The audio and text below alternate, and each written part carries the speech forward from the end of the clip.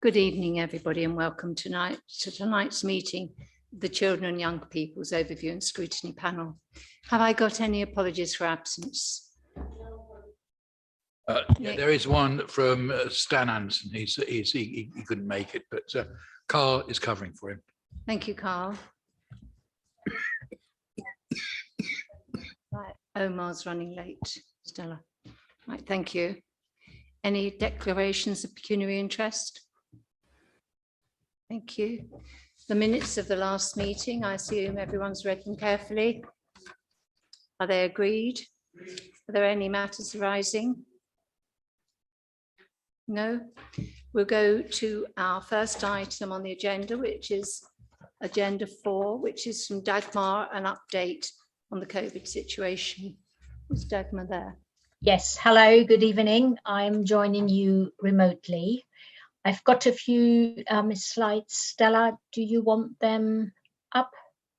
Otherwise, I can talk you through if everybody has them in the pack.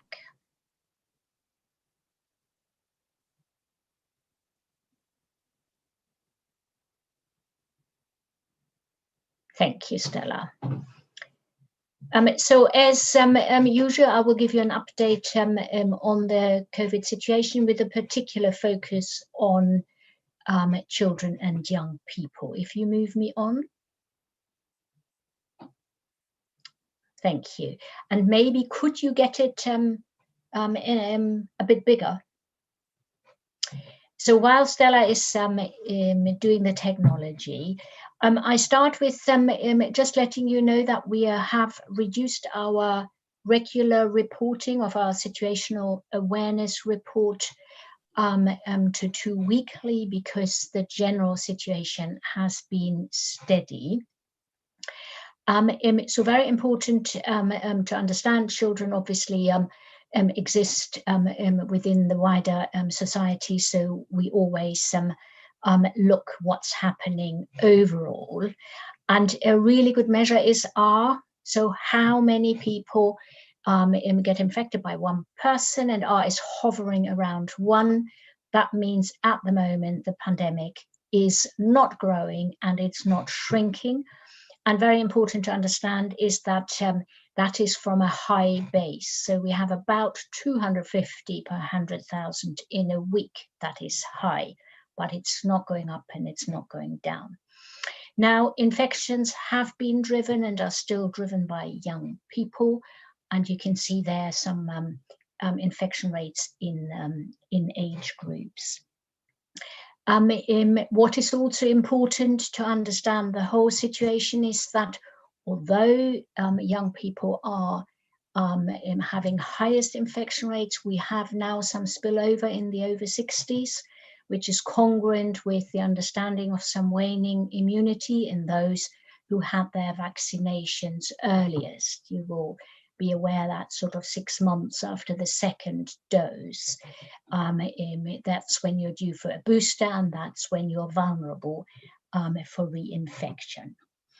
Now, we obviously were all really excited and slightly anxious around half term. You will remember last year, people said, oh, it is a circuit breaker because obviously youngsters are not mixing in schools. However, last year also after half term, we had an upsurge, particularly in young people. At the moment, it is a bit too early to judge. So far, we haven't seen a movement either way. And before I share some more slides, a lot of you will ask me, well, where's this going now? What are our projections? Because obviously with winter all upon us, that's what we all want to know. Nobody has a crystal ball. There are various modelings and scenarios, and what we have to take into consideration is the immunity in our community from vaccination, but also from this ongoing high level of infections. So some people, the optimists, say, well, it is likely that infections might even go down despite us mixing and despite us being indoors. Others say immunity is waning, Christmas is coming, generations are mixing, be very careful. So our approach is be just very much vigilant and see where it takes us. You might have heard in the national press, people think once we're over Christmas and the New Year, that's when it is very likely that COVID really will retreat. Obviously, our biggest and most important help is vaccination. You will see on this slide, which is a bit old, the age bands are slightly tricky because they don't correspond to how we vaccinate the youngsters. Apologies, I have to use what is available. But I have just hot off the press, got from the 1st of November, the latest data for Merton for the 12 to 15-year-olds, and that is 25%. Now that's obviously not good enough, but you will be aware that there are the offers now in the school as well as outside school and vaccination centres and through primary care. If you look at impact, infections on their own don't tell the full story. It is also steady. So hospitals are very, very busy. That's the time of year, and they have the backlog. COVID is there, but it's not going up or down.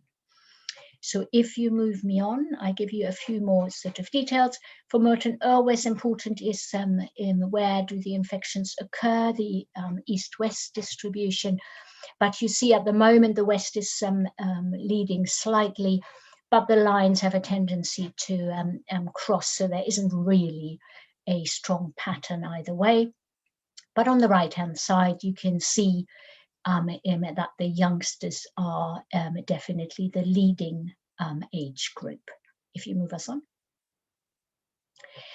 Here we have tried to cut the age groups a little bit more granularly, and particularly in the left lower corner, you can see that in some of the age groups, we really have quite strikingly high rates. So the 11 to 16-year-olds are particularly standing out with the latest we have here, middle of October, 800 per 100,000.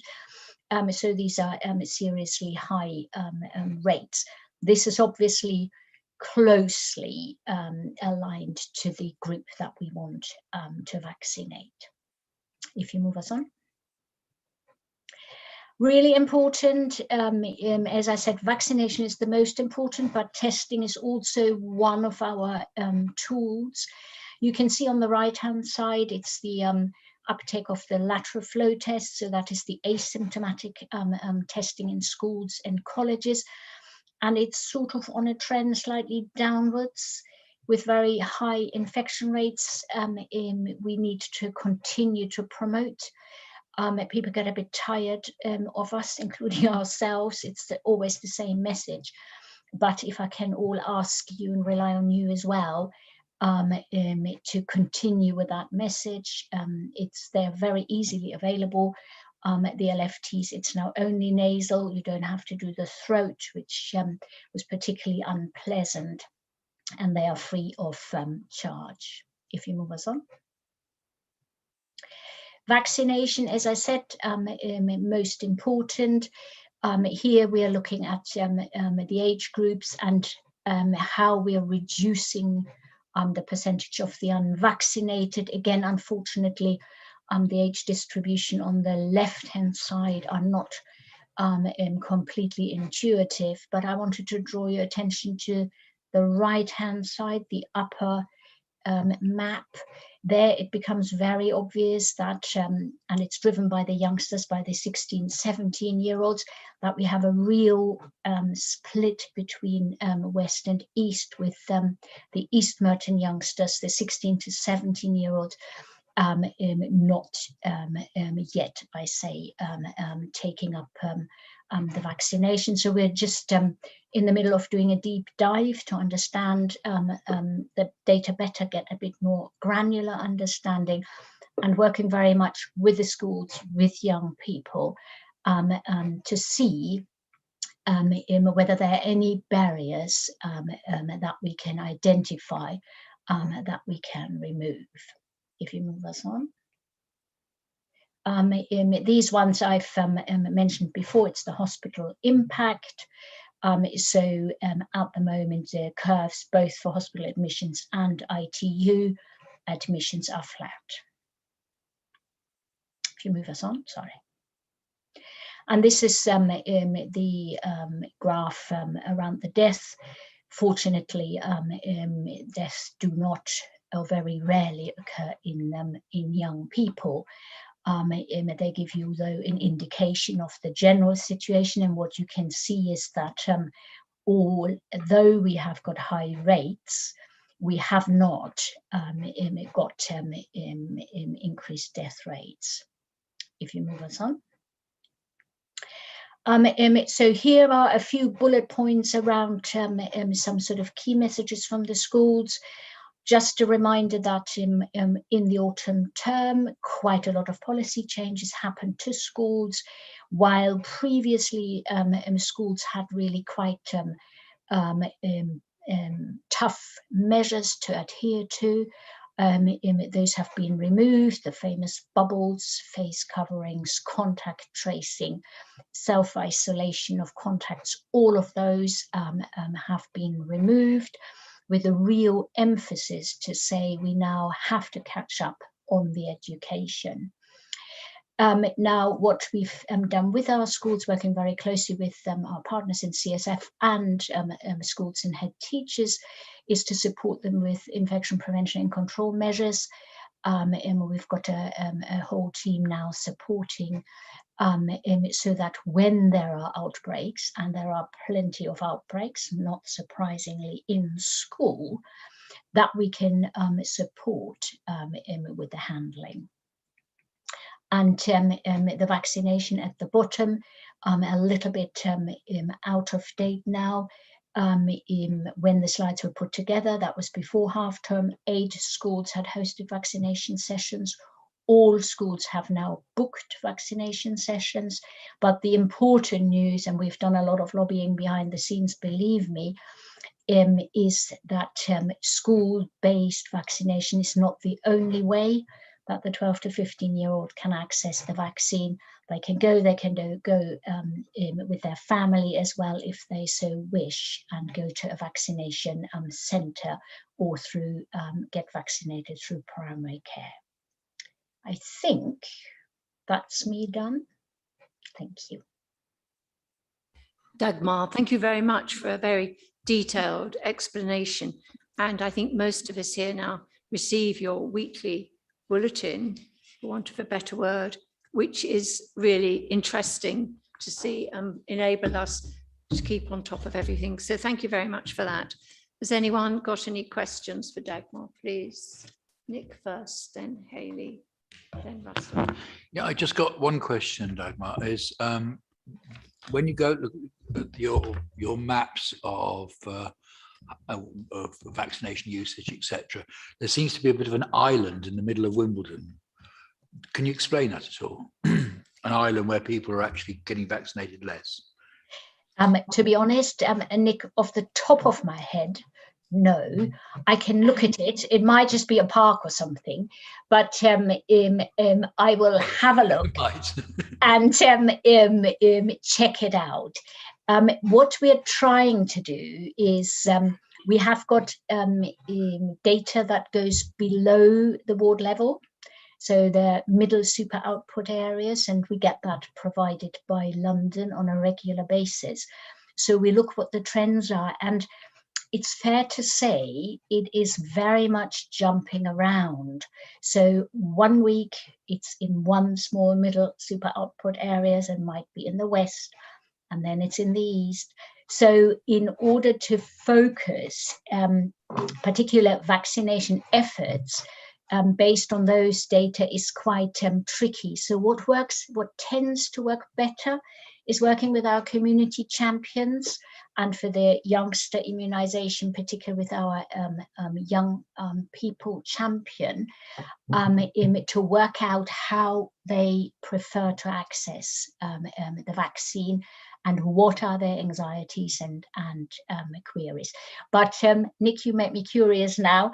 I will scrutinize the maps, and if I find anything, I will send you a note. Thank you very much. Thank you. Hayley. Just a brief one, Dagmar, just for going forwards. Obviously, in terms of the 12 to 15-year-olds and the percentage take-up, it's quite early days, particularly because it's just 8 schools at the moment. But will you be providing the map for 12 to 15-year-olds going forward as well, so we can see where the take-up is and the related percentages? Yeah, so we're trying. We're a little bit bound by what information we get fed, because this is the vaccination is done by our NHS colleagues. So we've only just, as I said, got the 12 to 15 as a proper cohort reporting back. So I'm trying very much to revamp our vaccination report so that we get as meaningful data as possible, and that includes geographical areas. So Hayley, I'm trying my very best with what I get. Thank you. Russell. Thank you, Dagmar, for the presentation. I think you've answered this first question. What are we doing to encourage young people to take the vaccination? And what reasons do you think is why young people are not taking the vaccination? Okay, so I think I would probably turn it around. We try to really listen what the reasons are, because it's very easy to have our own ideas and then try to, in a way, find solutions that we think will fix the problem. And what we've learned is, with some humility, to actually really listen. And it's not just one reason, like one silver bullet and we crack it. There are a myriad of reasons, anxieties, hesitations, practical barriers. Didn't quite get round to it, had COVID already, so why should I?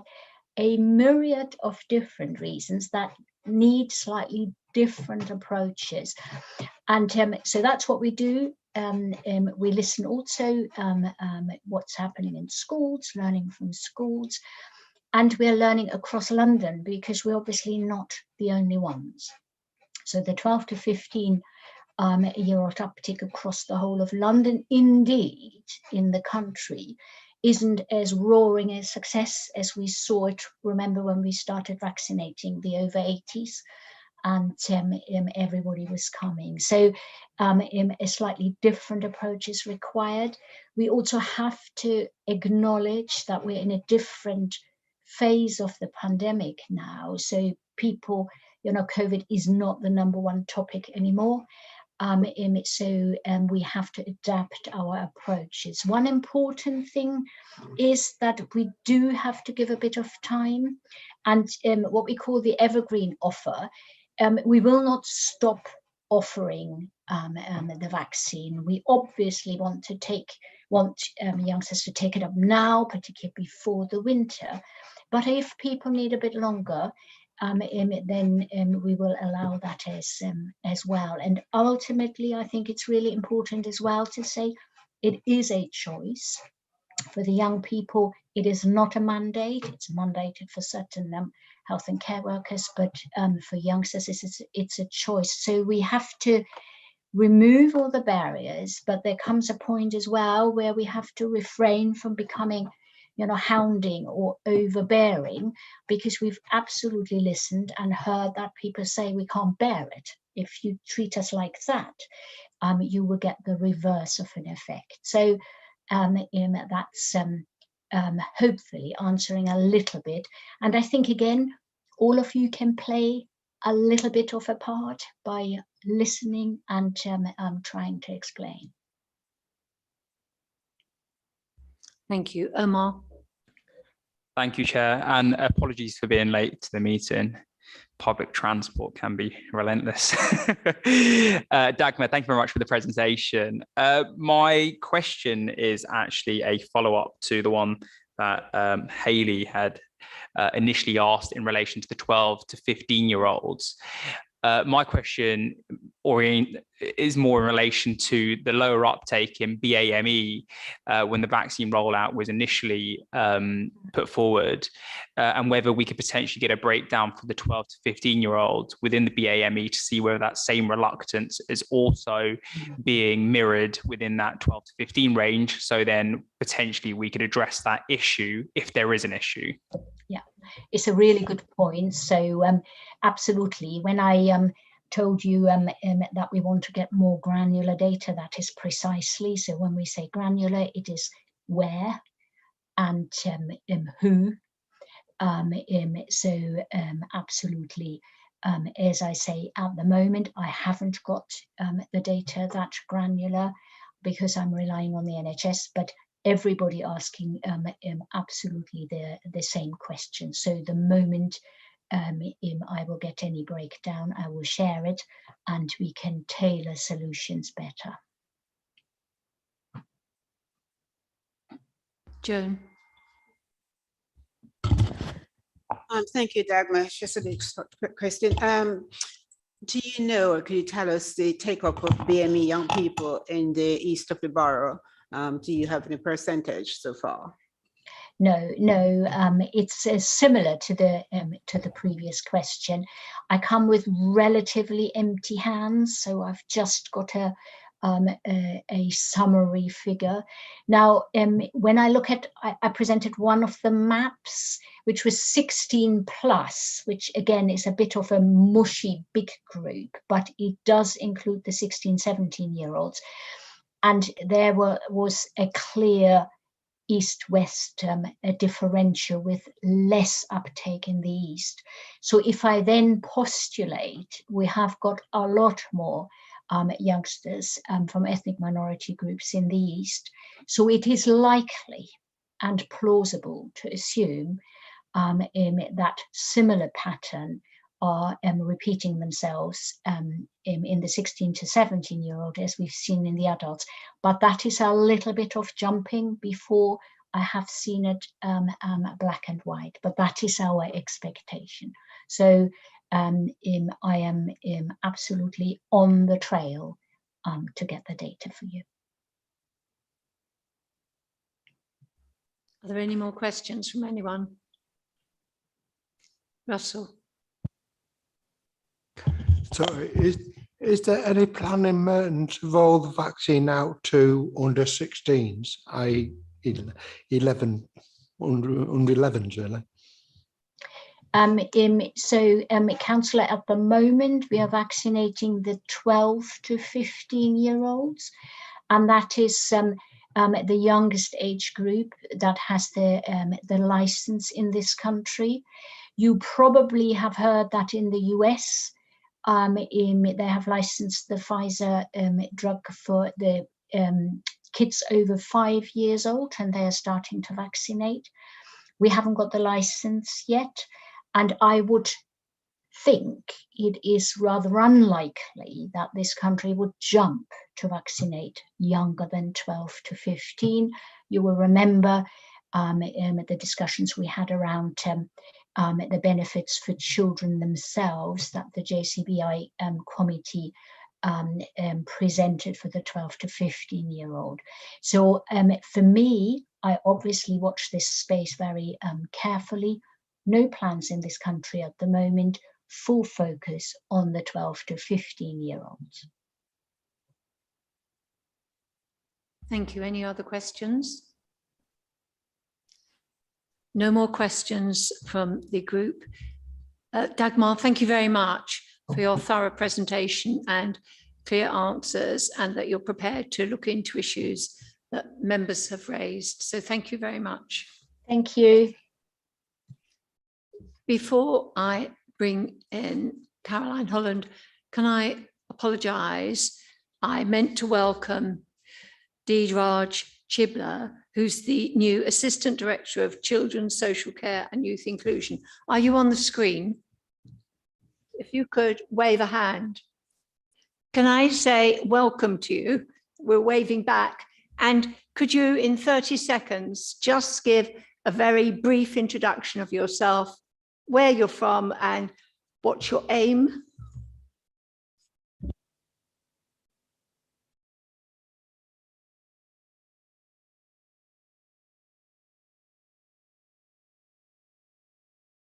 You're on mute.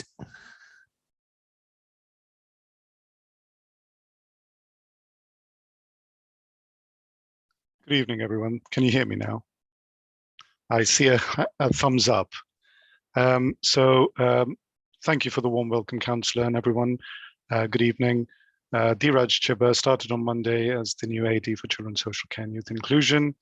Apologies, I couldn't be there today in person. I'm back home in Hertfordshire, which is where I worked previously and live. And really looking forward to my time in Merton. Since Monday, I've had the opportunity to meet a lot of the teams and a lot of the managers and senior officers. And you asked me for my aim in 30 seconds. I think I would start with saying at the beginning, my aim is to get to know Merton and allow Merton to get to know me. So really, really keen for us to start to work together and look at some of the work that's already been going on. So Jane and Sue, who's the current interim, have been doing their best to walk me through it all. So I look forward to meeting you all in due course. Thank you very much, and thank you for keeping it so brief. And we all very much look forward to meeting you soon. Thank you. Caroline, it's a pleasure to see you. And over to you in your usual very thorough way, and I'm sure there'll be plenty of questions for you afterwards. Thank you, Chair. So you have it in front of you the update on our business plan, which shows the changes from the MTFS and the GAP from when we brought that to you in Council in March, which does seem a long time ago already. We've reviewed quite a few of the assumptions that we have in there, particularly around inflation. So currently for the pay award, unions have rejected the current offer of 1.75%. So we're waiting to see if they're going to balance staff for strike action. But that's meant we've adjusted upwards our assumptions around pay, and particularly after the announcement in the government's budget around there being no longer a freeze on public sector pay. I think that's sort of almost raising expectations that there will be increases. You will also be aware of the impact of inflation. So electricity, gas, and particularly fuel prices at the moment are running rampant. And RPI and CPI are increasing. So that will have some impacts on particularly contracts where there's an annual uplift, but also just generally some of our inflation areas. So we have again adjusted for 22-23 the assumptions around inflation.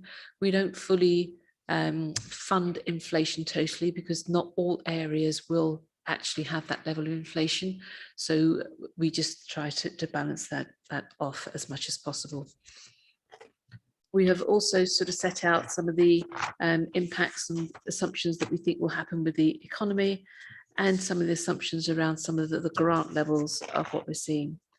COVID is still having an impact on us in this current year, both from a service perspective with additional demands.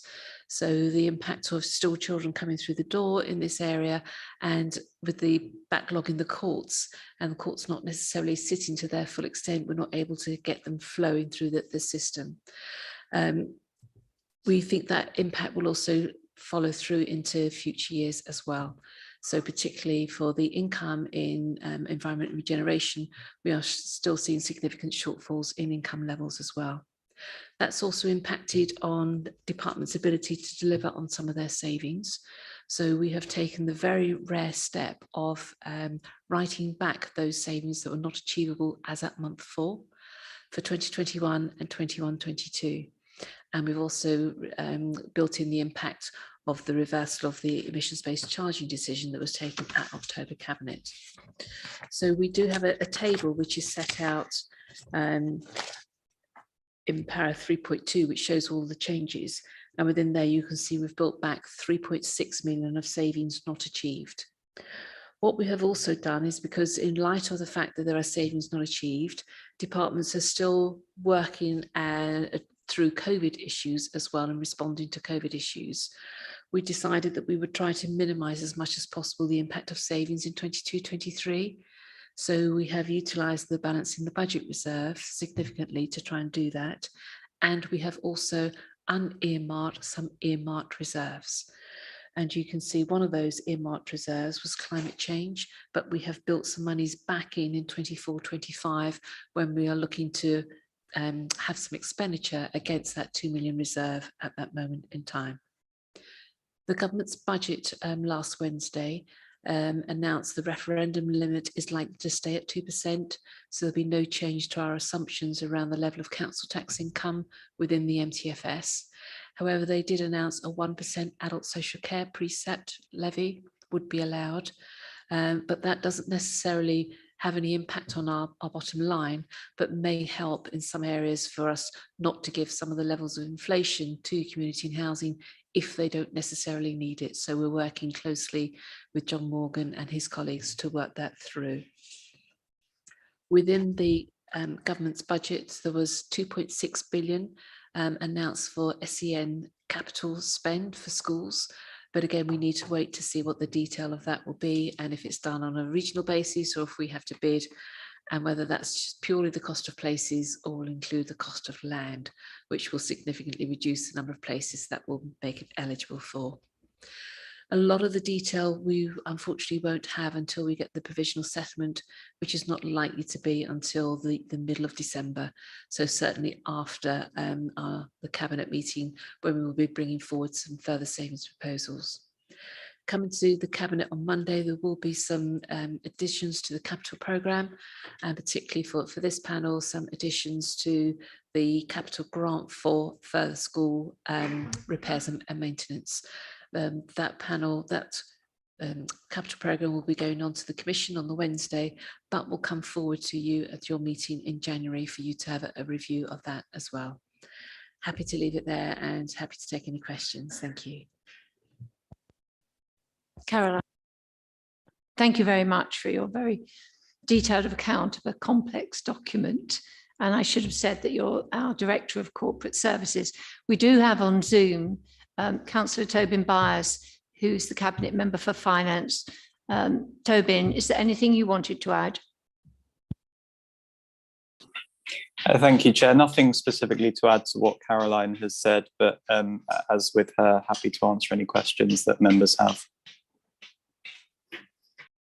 It's open to questions. First of all,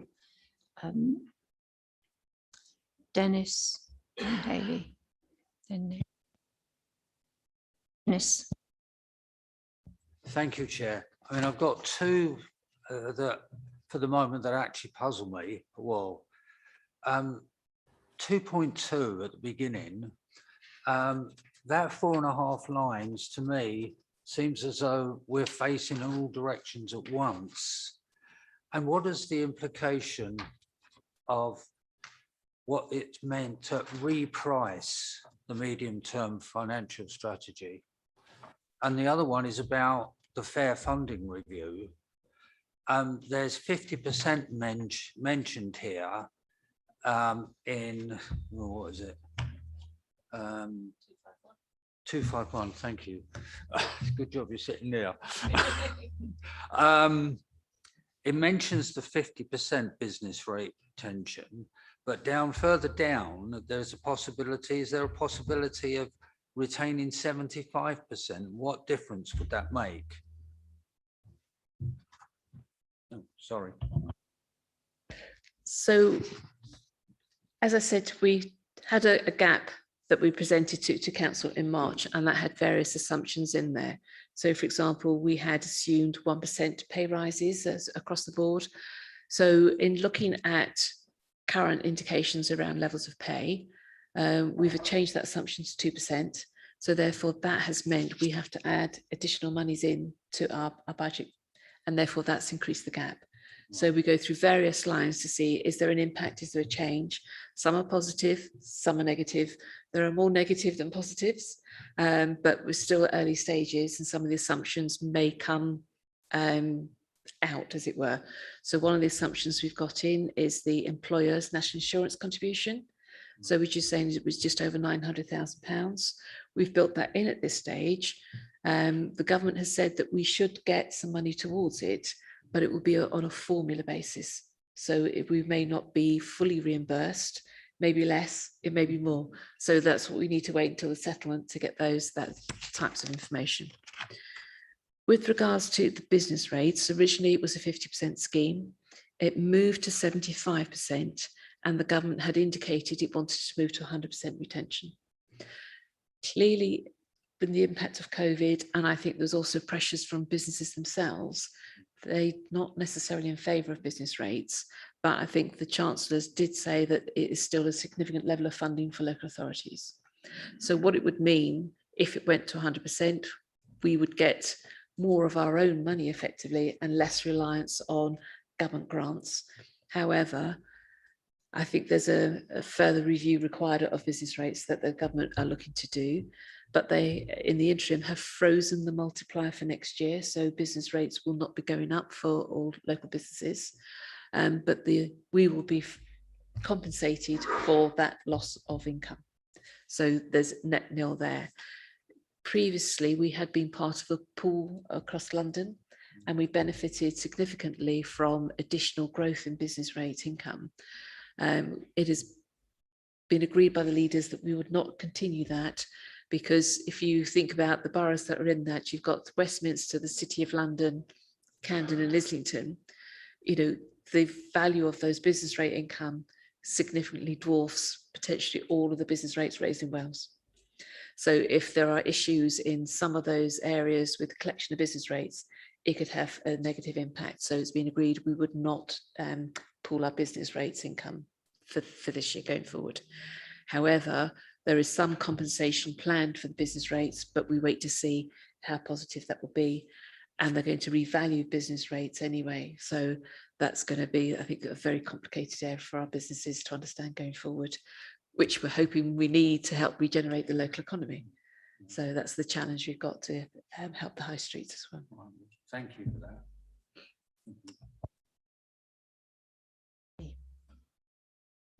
Thank you, Chair. Just before I do come on to my own questions, can I just go back onto what you just explaining then, please, Caroline?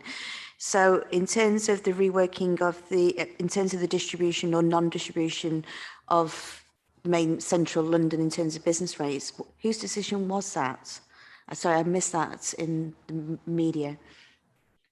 So that was the leaders of each of the London boroughs, based on analysis carried out, because the City of London is the lead on this. Thank you. I'll go into my own questions now, if that's okay. I have 3 questions. They're all on section 3.2, which is the careful table, which is the table that you pulled together there. First one is savings not achieved. So in 2022, 2023, you've mentioned 3.6 million of savings not achieved. Tell what the key big figures, big ticket items are in there.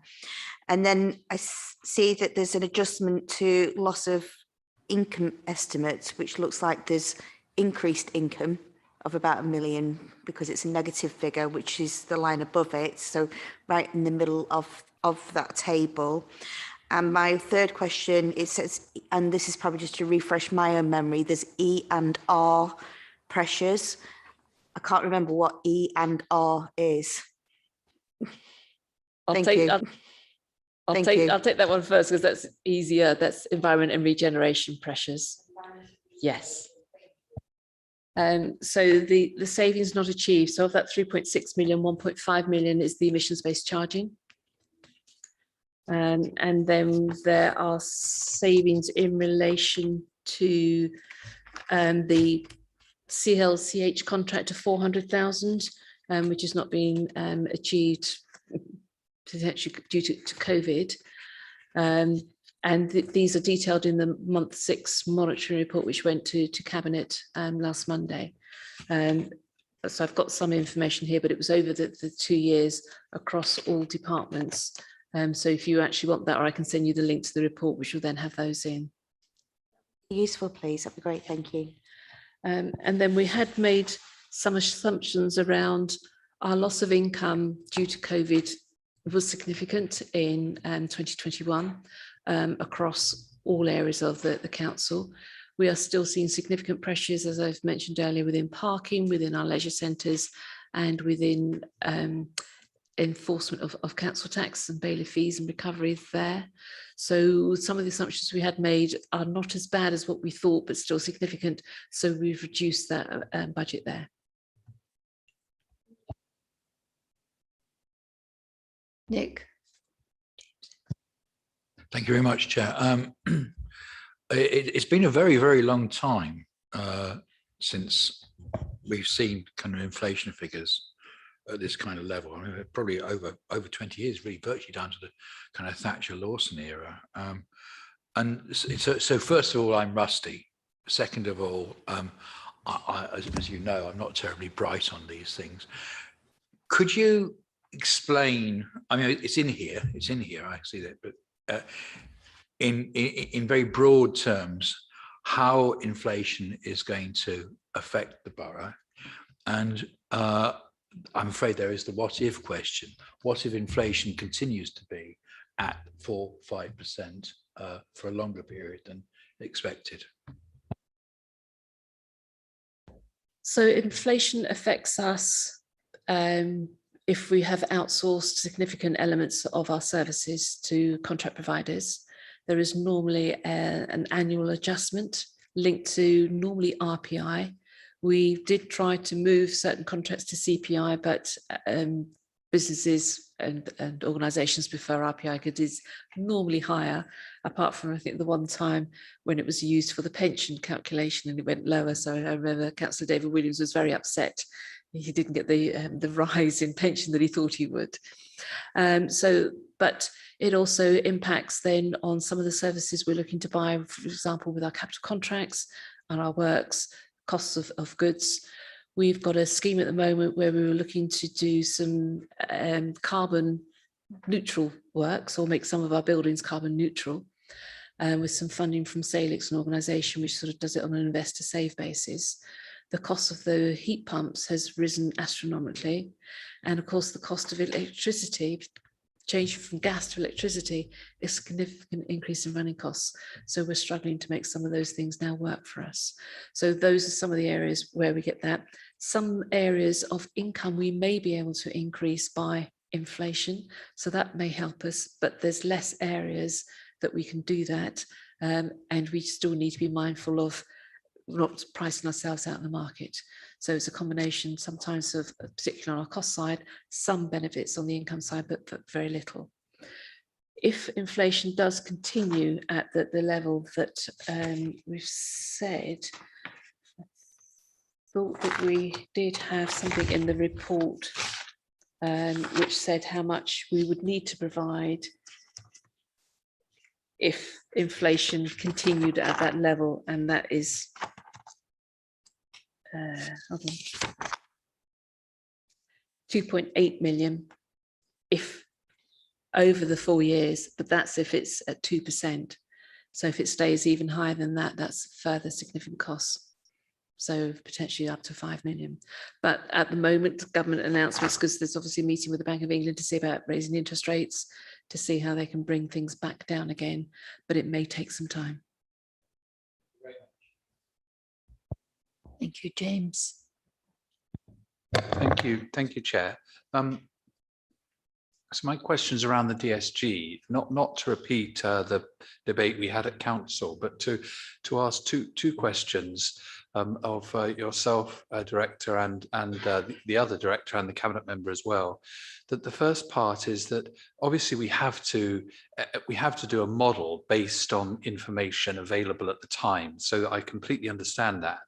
But can I ask, is there additional modelling going on behind the scenes for if these assumptions around 100% for the next, whatever it was, 1 or 2 years, then 50% thereafter, that we will have to find ourselves, is that, oh dear, I'll have to start again. Is the modelling going on that would address that not happening? And the reason I'm asking the question is that the implications of it not happening are so serious in terms of millions, even tens of millions of pounds, that we would really need to be preparing now for that eventuality if it was to happen. So the question is, are other cases being looked at, or other scenarios being looked at? And the second part of my question, which I'm keen to get out quite quickly, Chair, as I evidently can't speak tonight. So the second part of my question is are we looking as a department at savings that might have to be made depending on what support we receive? And again, none of these decisions are easy, as the cabinet member rightly said at full council. But I guess that too is a nettle that needs to be grasped sooner rather than later, because the situation in a year or 2 years may be even worse. Hopefully not, but it's more contingency planning that I'm asking about. Thank you, Chair. So apologies, I should have highlighted in the report sort of para 210.5, which does focus on the DSG.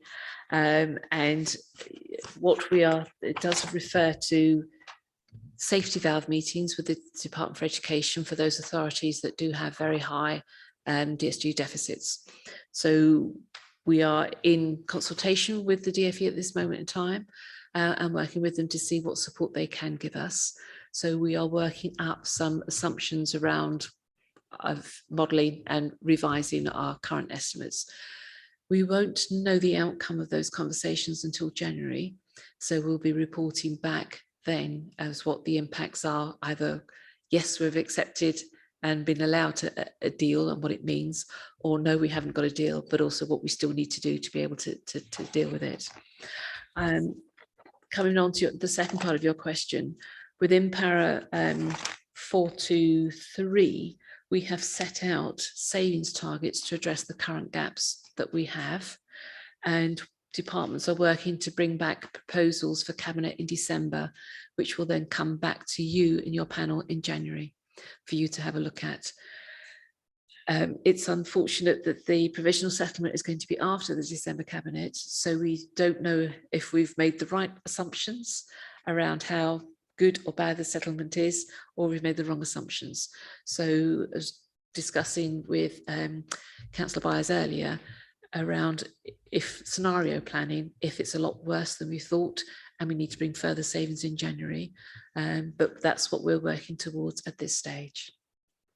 Thank you for that. So I'm aware of those discussions, and inevitably there is no way of knowing what the outcome is going to be with any certainty, which was the reason I was asking about the different scenarios, because I hope it doesn't happen, but there is a possibility that we do not receive any support from the government, or significantly less support than we've assumed here. And I'm sure the assumption is correct. It's more, in other words, I'm not challenging you on the assumptions. It's more, what are the other scenarios, and are we giving thought to that?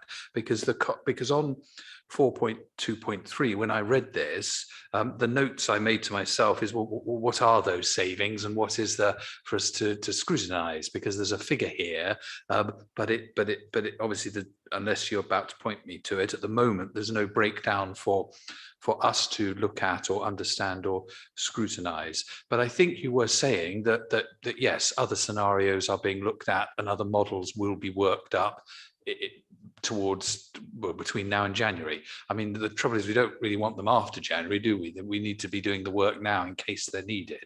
Only on this occasion because the figures are so huge. That's why. Thank you. So certainly we are doing modelling assumptions for the DSG and what different scenarios might mean for us. And those savings that we've set out, those targets that we've set out, the proposals will be coming back to December Cabinet and therefore your scrutiny in January. So hopefully that does give us enough time to work that through. And as I've said, you've got the capital programme coming to November Cabinet, which has some additions to school grants for maintenance of our school buildings, and care leaver accommodation and drop-in accommodation to try and help some of our looked after children. A little bit, Chair, if it's okay, for the two cabinet members. It's just that the proposal here, and obviously we're talking scenarios here, but 4.2.3, a saving of proposed saving of 3.5, of course that's not going to, that won't help us in some of the more gloomy scenarios. And I just wondered what thoughts the two cabinet members had as to whether they have in their own minds what further contingencies there may be if we need it. And hopefully we don't, but we have to, part of scrutiny, Chair, obviously is looking at what is a worst case scenario. Caroline, had you got further comments to make on that? That was But more for the no. cabinet members. But then I would ask Ellie and Tobin to come in. Nothing further at that stage, no. Ellie, do you have any comments? I'll go and then I'll see if Tobin does. So while I think you're specifically referring to the risk of the DSG, as you say, but I think every year we're facing a risk of having to, we don't know what's going to happen with our finances. So the savings targets are, as Caroline explained, kind of filling the gap that we have got to make assumptions to go into that gap. You'll see the kind of future year gap gets bigger. So we are having to do the thinking about what those savings are that we would have to make to do that, fill that bigger gap. So I suppose in answer to your question, the kind of worst case scenario, we have to start to look at some of those bigger savings earlier, but that's what, you know, we're doing everything that we possibly can to avoid. Shall we ask Tobin to come in now? Tobin, would you like to contribute, please? Yeah, thank you, Chair. So I think, you know, Councillor Holmes is right. What I would say is that the target that's set out in 4.2.3 is over the course of the MTFS. So we wouldn't be looking at bringing forward that level of savings at this point in any event. The figures at the bottom of the table at 3.2 are the figures that would be needed to balance each year. So at a minimum, we will be needing to present savings for the 2022-23 year of 1.175 and some savings for the 2023-24 year to reduce that 17 million gap. But we wouldn't be looking to get every year to zero at this point. So we wouldn't be looking at that £24 million figure.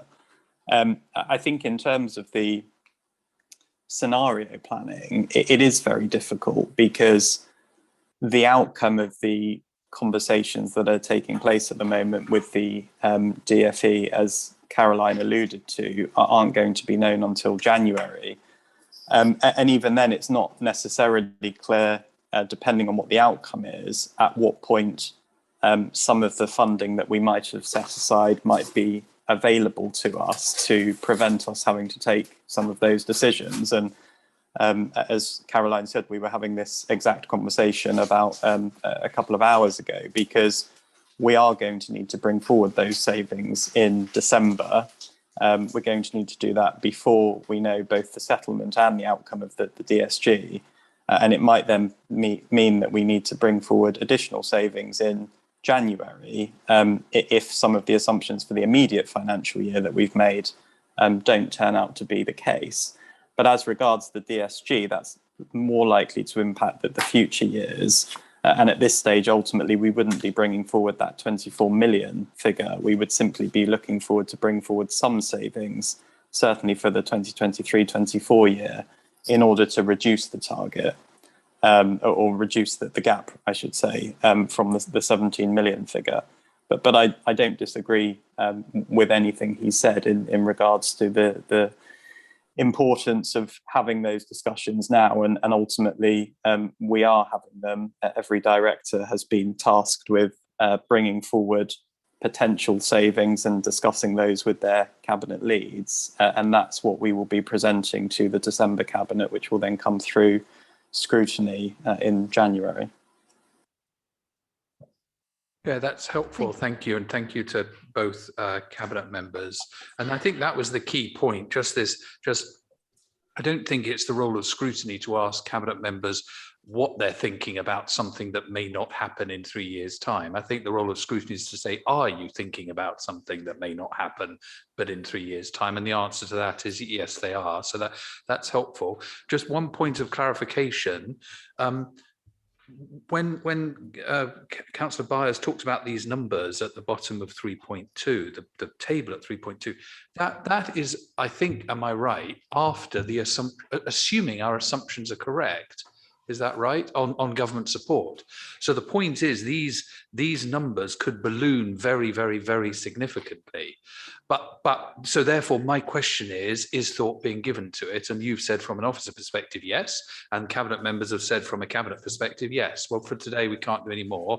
We just need to be, I think we as a scrutiny panel need to be alert to the fact that this scenario is pretty challenging.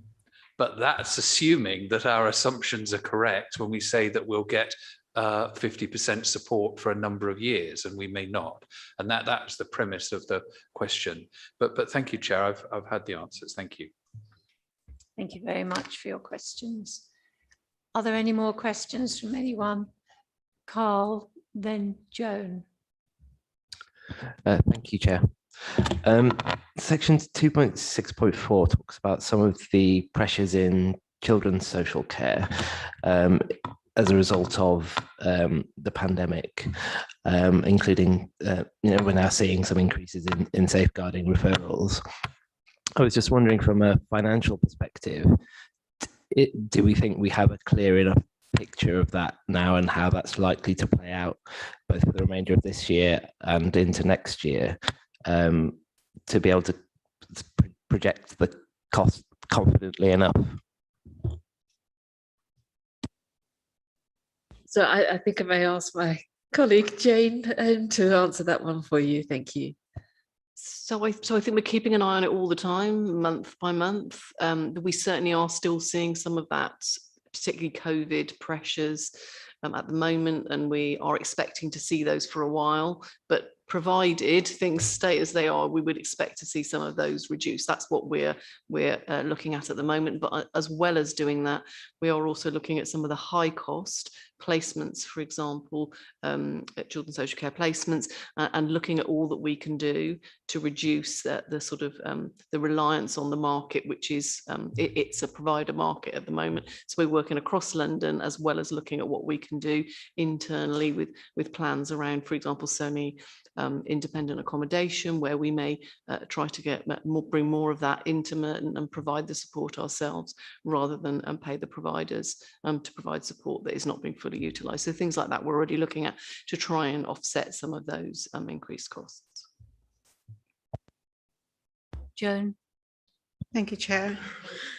Thank you for your report. On page 29, the last paragraph is read on the 7th September 2021, the Prime Minister announced plans to reform how people pay for adult social care carry on. So will you be kind enough to explain that a bit more in details for me, anyone? So that was the announcement that there would be the 1% increase in employees' national insurance and employers' national insurance to raise money. The first tranche of money went to the NHS to pay for this.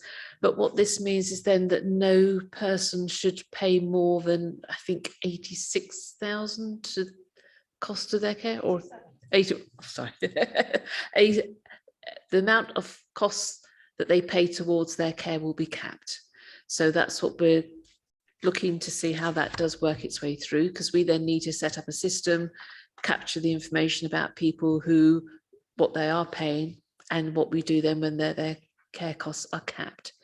We're still waiting on the legislation to follow through on what that will mean, but it's starting that process, and that's why we've had to build in just under £1 million for the cost of our national insurance, and the government has said that we should get some of that back, but we won't get this the full amounts for.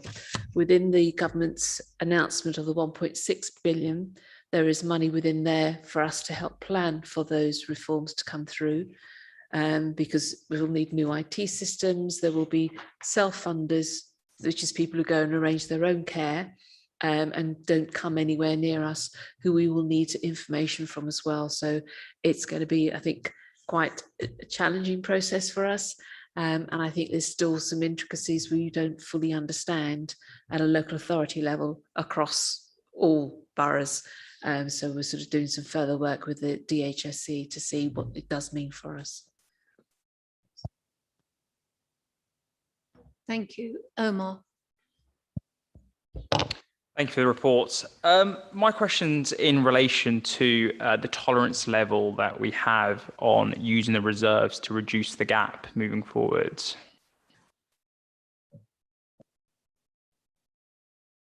So it does depend. So clearly we have our balance in the budget reserve, which we did top up at the end of 2021-22, because we got more funding through COVID than we had originally anticipated. So therefore we were able to put monies aside into that fund. When we look at those earmarked reserves, it's what are they actually being set aside for? What's the call on those reserves? Some of those reserves are grants, and some are funding some of the transformation programs. So Jane has some funding for a transformation program, and so does the Director for Community and Housing within there. We've had a look through, and as I said, one of those reserves was climate change. So to balance the gap, certainly for next year, there was a £2 million reserve set up, but there was no detailed expenditure in full in 22-23. So we've called on some of that, but then topped it back up in 24-25 because there is planned expenditure now in that year.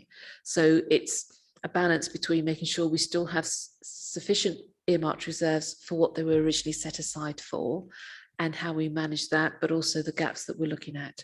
So yeah, it's my professional opinion as to the level of reserves we need, what they were set aside for, how much we can use, and the risk around not setting that balanced budget. So just a follow-up, what is the level of reserves that we need, that we feel comfortable with? So we do a calculation to the February Cabinet report, which sets out for our general fund balances, the level of balances that we think we need. There's a calculation which looks at all of the major items of expenditure and income, the savings that we are looking to deliver, and our general fund balances, we actually increase to the level of the minimum level of balances that we think that we need. There is no magic formula, it's our assumption. So that's the level of general fund balances I think that we do need. The earmarked reserves are reserves that are then set aside normally for specific purposes, or for example, to offset that DSG deficit. So that's where it's not as simple, but in relation to us in comparison with other London boroughs, we have lower level of reserves, I would say, than we're sort of below average compared to the rest of London. Are there any more questions from anyone? Caroline, can I say a huge thank you to you for presenting and explaining so carefully in such detail. And also I'd like to thank members for their thorough questioning, which is important that it goes on. And I'm sure you feel challenged, Caroline, but on top of your remit to be able to master all the answers. And my thanks to the two Cabinet members also. Thank you very much, and a safe journey home.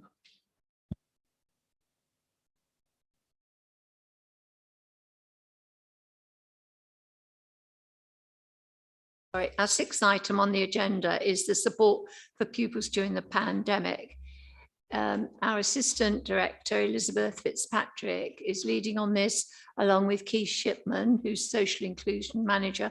And we are very fortunate to have Elaine Spick, the head teacher of Poplar Primary School, and Wendy Ellis, who's the Assistant Head Teacher for Inclusion and Mental Health Lead at Poplar Primary School. And welcome. And they're going to give us a taste of what is going on in our schools and has been replicated in other schools. Some of it's very typical, some of it's different, to show what's being done to support our pupils during the pandemic. Who's going to lead on it? Thank you. Thank you, Chair. I'm just going to do a very brief introduction.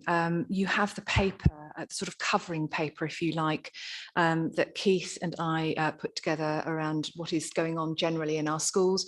And it itemises the funding that schools have been getting last year and also this year to support pupils in terms of any learning loss that they may have experienced during the pandemic. I will just note, actually, right at the beginning, the title of this item is Support for Pupils After the Pandemic. Just wanted to, I suppose, really to point out the obvious that schools are still dealing with it. So it is not just about catch up now. We may have more catch up to deal with. And all the other things that are going on in terms of pupils' mental health and well-being, their attendance in school, supporting those young people who are not in education, employment or training. So I won't go into any more details about that, and I will hand over, if I may, to Elaine and to Wendy. And then if we have questions afterwards, maybe we can manage them between the three of us. Have they got access to mics there? Yes. Yeah. Hello. We have a PowerPoint to share with you. So I should say, my name's Elaine Spick. I am the head teacher. And hello, I'm Wendy Ellis, the assistant head for inclusion. So if you aren't aware of Poplar Primary, we are literally about 500 yards down the road, so very close for this evening. We are a larger than average primary school. We are 3 classes of 30 in every year group. And then we have 104 place nursery. So we have 52 children in the morning and 52 in the afternoon. And there's a quick breakdown. At the moment, we have 584 children across the main school, so from reception to year 6. And we have 100 plus staff on site every day. So all in all, I think there's about, when you add in the parents, there's over 1,000 people buzzing around our site. So, but we are very COVID friendly, aren't we, Wendy, I should say. We have 20 children who currently have EHCPs, and we have 60 pupils who are now also on the SEN register. That gives you just a little flavour of our school. Could we have the next slide, please? So we have seen real hardships actually during the pandemic, but now we're back, even though we're post-pandemic, even though it's still happening. We have seen a large increase in free school meal children. So the census that was taken in March of 2020, we had 87 children having free school meals, and the census that was taken just back in October, we now have 130 having free school meals. So we've really shot up. We have a secondhand uniform sale every Friday. I popped that in there because actually the increased need for that has gone up. Everything is sold at 50 pence. So we're talking about trousers, tops, coats, shoes, and most weeks our PTA take about £40. So everything's 50 pence. So there is a real need in our school for cheaper clothing. And in the summer term, we surveyed the parents about our school uniform because it is an expense for families. And the governors decided that the polo shirts that sit under all of our cardigans and jumpers, they would be unlogoed, so families could literally go to Sainsbury's or Lidl's or wherever and buy them that way, because they were coming into for about £8 each. I am the lead on safeguarding and Wendy is my deputy, and we've seen a real increase in the workload in our team. And there was an increase during the pandemic, but there's a bigger increase once the children come back, and it takes the children about 3 weeks settling back in, and then we start to have disclosures made. And also we've had a big volume of phone calls from the MASH Hub as well, asking us questions about things that may have come their way. And the other thing I've popped in there is we did take part in the school's holiday and food provision, the government's provision over the summer. We linked with Joseph Hood and they ran it for us, and some of our families who are free school meals children, they went over there. Our attendance, for some reason, is currently really high. We are at 96%, which I believe, if I get this right, nationally it's 92? 89. It may go down because we've got a few COVID cases. So, but we are really pleased. We have 96, and I don't think we're doing anything different to any school. It might just be we're sat in a pocket that at the moment hasn't been hit as secondaries have with COVID outbreaks. We do have ongoing absences, and obviously if children are away and ill with COVID, they won't be doing their Google online learning, so there will still be some missed learning. And I popped this in just to say that if you're sitting in our Year 6 classrooms at the moment, the last time you had a full uninterrupted year in school, you were in the first year of juniors, you were Year 3, and our current Year 2 and Year 1 have never done a full year in school.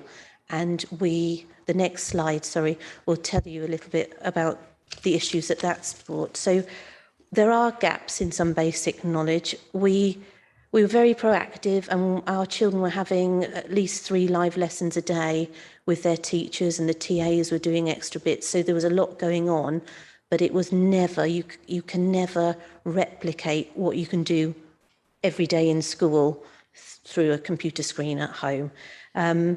But our teachers have been brilliant. They are adapting their plans to accommodate their gaps in their classes, because they plan as a year group, so the 3 of them sit down, but you might find that last year you did this in fractions, and actually that class need that this year, that class need it, but that class need a bit of extra help. So they're having to adapt their planning a lot more, which has increased their workload that way.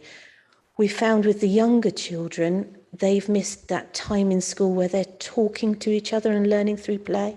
So our Year 1s, especially at the moment, we've got quite large gaps in their vocabulary and language skills. But Wendy, I don't know if you want to talk about Nellie?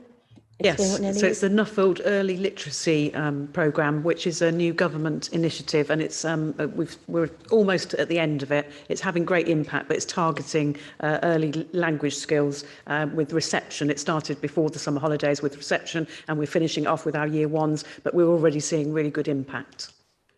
And I would say that that's the largest thing for our younger children, is that when you're very little, part of going to school is learning to be a person in society. And when you're little, you're learning to share, you're learning to take turns, you're learning to wait, you're learning to be a member and have your voice heard. And actually with the younger children, I would say, in the infants, that's the biggest thing we're seeing. So just to give you a really quick I did assembly on Monday. We were looking at Diwali. They saw fireworks that we were looking at on the screen, and suddenly it felt like they were at home and having a chat with everybody. And it was like, oh, remember, if we all speak at the same time, and there was 200 of them in the hall. So it's learning those social skills with the younger children, definitely. When did you want to talk about SEN? Yeah, just a very quick whirlwind through the SEN. So with our children on education, health and care plans, our highest needs pupils, we're not seeing the gap getting post-pandemic, having gone through lockdown, any greater. The need is still there, the gap is still there, but it hasn't got any bigger. It's the other children, it's the children on SEN support, so are not a high level of need necessarily, but we're seeing the issues that these children had, and the gaps have got wider. So it's those children in the classroom that are needing a lot more support. I should say as well, we spent some time looking at our school motto, which was, I've written it down so I can remember what it was, happy, healthy and responsible. And we did some training with MAPA. Wendy, what's MAPA stand for? Managing actual and potential aggression. It was brilliant training, and they have the strap line, ready, respectful and safe. And we felt after the pandemic to be ready to learn, to be respectful of your environment and the people around you, and to be safe were the 3 big things. So we've borrowed their strap line, haven't we? And actually we did a lot of work on that. So if you could go to the next slide. Do you want to do that bit, Wendy? Do you want to just do the first bit, start? Oh, yes. So we spent our inset day in September. We did our safeguarding, and then we did some bits around behaviour. And one of the things we felt as a staff we needed to do in September was give the children that chance. We do it generally anyhow for a couple of days. You come back in and it's a bit slower because they've been away for so long. But this time we took some time. We took 2 or 3 weeks just to settle them back in and get them back being together. We spent a lot of time doing circle time and lots of PSHE things with them. And I think that really benefited them. I think it did. And I'm just going to mention our mental health and wellbeing provision. So at Poplar, over the past few years, we have been building this up and developing. It has been a key element that we prioritised. So we've actually benefited from that. So post-COVID, we're sort of up and running, got things ready in place because we were concentrating on pre-lockdown. So we've got a sort of graduated approach. As we do with learning, we do that with our mental health support. So we have 24 learning mentors, which are our sort of light touch, but adults working with children, building relationships, working on issues. Then we have our ELSAs, who are it's a little bit more meaty, so they meet maybe an hour a week and work on, again, more issues. Then we have a mental health counsellor from Off the Record, who again provides one-to-one counselling with the children who then go on to need that. And again, further up, we have our CAMS in school that we prioritise, we take out of our budget. We always have done that for the past few years, but that again, that she works with one-to-one with children and with parents. And I should say the mental health counsellor from Off the Record works with parents. So not only have we got mental health provision for children, but we support our parents. We have nurture groups, one running back up and running again for year 5 and 6. We have a lunchtime nurture group for the children just not coping in the playground. We're starting some zones of regulation, which is developing coping strategies and self-regulating strategies with our children. So at the moment, we've got about 68 children, which is about 10% of the whole school, accessing mental health support. And that's probably double what we would be doing pre-COVID. Next slide. So what are we doing about all this? So our catch-up funding, we decided that we knew our children best, and because we're such a large school and we have some amazing staff, we decided to use the money to use their time and have them on site for longer and work with our children. So this is just a sort of touch of what we're doing. We obviously, quality first teaching is that teacher in the class. They're the person, they're the professionals who know their children. We have additional teacher support time. So one of our long-serving teachers retired in the summer, but we managed to persuade her to come back, and she does 4 mornings with us, which has been really helpful. So she works with Upper Key Stage 2 at the moment. She's in year 5 and 6, doing lots of support with them. We've increased our teaching assistant provision right across the school. So every school has a teacher and a teaching assistant every morning, and that provides a lot of time for them to do one-to-one things, small group work. The teacher can go and help other children while the TA is doing things. It's just increasing the volume of help.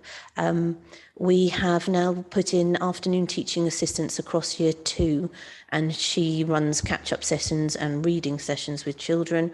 We have extra TAs, so we've got 4 extra TAs, not 4 extra, sorry, we have 3 TAs across reception anyhow, but we've popped a 4th in there in the afternoons, and she's trained to run some interventions and catch-ups as well. We've got extra TA in year 1, so they've got provision all day, and they're all trained up as well, so they do lots of different inclusion groups. On the next slide, sorry, we've oh, that's repeated, that's fine. We have daily maths groups in year 6. So we have 2 deputy heads. One of the deputy heads is running a daily maths session in year 6, and the other deputy head, she does weekly comprehension groups across year 6. We've increased the mental health and inclusion provision because we felt if the children weren't ready to learn, it didn't matter what we put in education-wise, they wouldn't learn. So we've spent some of our money on their mental health. Our year 6 booster groups normally start after Christmas just to boost the children along. We already started those at the end of September. Wendy's spoken about the Nelly, and I've already spoken about the motto. So that gives you a snapshot of what we're doing at Poplar. It probably is similar in other schools, but it is what fits our community school. Thank you. Thank you very much. Thank you for that input and for the handout. That was very useful for us to have prior to that. Keith, was there anything you wanted to add? Right, thank you. Are there any questions for, if you could say who your question's for as well. James. Thank you, Chair. Thank you both very much for coming to see us this evening. And certainly from my perspective, it's really helpful to understand and to hear from schools, and it helps us do our job as well. My question is, can you tell us what, in terms of the support that you're receiving from the local authority, from officers here, what are we getting right? Which are the bits that you're appreciating the most? It's a very kind question. Which are the bits that you're appreciating the most, and that therefore we need to be trying to boost that support? So what's working, would you say, in terms of, and then the inevitable second one is if there could be even more, what would that more be? Thank you. I can do that one. So this is my second headship, and I've come from a headship in Surrey, and I felt every single day. There was a time where we had huge amounts. I think one day there was 18 new tweaks from the government for schools that came out on one day, but I felt every single day my hand was held, because I think Elizabeth and her team sent us a daily briefing, and I think, Elizabeth, that's only sort of stopped recently, hasn't it? And I know that my Surrey head friends didn't have that at all. So for myself, it was wonderful, because we didn't have to sit for hours with a highlighter thinking, well, where is the bit that's changed in the guidance today? And when it first started, it did suddenly, you felt like you were holding this whole school and everybody's anxiety. And suddenly we had to put this huge risk assessment in place for people to come back. But suddenly we were gifted this risk assessment that we could, the bare bones were there, and then you adapted it. So personally speaking, I felt very nurtured. I don't know what the right word is, but I felt that the support was there, and we could pick up the phone and I could ring my school partner, which is Nick Flesher. And if Nick Flesher couldn't answer, they'd ask Elizabeth or somebody else. So I think from that perspective, and I know Wendy's husband is a head in borough, I think we felt very supported. What was your second question? Sorry. Surprised to hear that at all. I'm pleased to hear it, but I'm not surprised. We're very lucky in Merton with the officer team that we have. Clearly, there have been unique challenges, and you've been through them this evening, and it has been very difficult for everybody. And it's fantastic to hear of the support you've received. And of course, it may not be possible, but if it was possible to have even more, or if there are areas where you feel there may be gaps, and those gaps, of course, are inevitable because there's not endless money and there aren't endless officers, but is there anywhere that jumps out at you that you could share with us, and it would be perfectly positive, not negative, but is there anywhere where the authority might be able to do even more, taking as a given, which I'm not surprised about, I'm pleased, but I'm not surprised that the support has been as good as you say. Is there anything else that you can think of? No, off the top of my head, I know, because we're part of a cluster looking, and we're doing a mental health project with the Morden cluster, and we've been looking at the mental health provision across all the schools in the cluster, and we're very aware it differs according to different clusters and different schools within that cluster. And I think the aim is to try and make it more equitable across all clusters and all schools, the mental health provision, and it does come down to budget, and I think we need to look at that, and I think possibly Merton are doing that. Thank you, that's really helpful. Thank you, Chair. Has anyone else? Carl, then Dennis. You touched on, I think it was 68 pupils that are now accessing the mental health support at the school, and the paper sort of in front of us as well talks about a range of different kinds of support, everything from getting help services that use the Thrive model through to sort of forms of online support. And I was wondering at your school if you could elaborate a bit more on what the mental health support looks like. Is it 68 people getting the same kind of support? Is it often kind of time limited? They just use it for a certain period? Is it kind of ongoing? And I just wondered if you could give us a bit of a sense of some of the kind of the range of things that pupils are accessing. I can. That's definitely my area of expertise. So as I said, we have a graduated approach to learning and to mental health. So a child who comes and presents as quite anxious, we'd start with the first level, which is our learning mentor. So that would be meeting with a trained learning mentor 15 minutes or half an hour a week to build up a sort of relationship and try and get the child chatting and talking, and then maybe giving them some basics, coping strategies. If that would probably go on for at least a term, sometimes 2 terms, at the very most 3 terms, and that would finish. And then we would reevaluate and say if that child needs something more, then that goes up to our ELSA, which again, they are trained by the educational psychologist department, and they would be giving that child an hour a week. And again, it is a time limited, so it's a 10-week program, 10-session program, and within that they'd have quite a lot of work, 10 hours of really one-to-one targeted work. And then again, at the end of that, we evaluate and say, did that work? Do they need something more?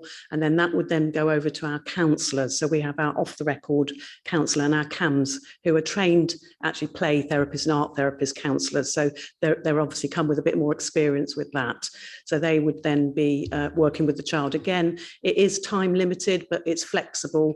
Off the record, generally do 8 to 10 sessions. Our CAMs work a similar work at a time, and then after that I guess it's looking again at the child and saying, actually, is this a long-term sort of medical mental health need, and do we look at outside professionals? So it is that graduated sort of spiraling up of support.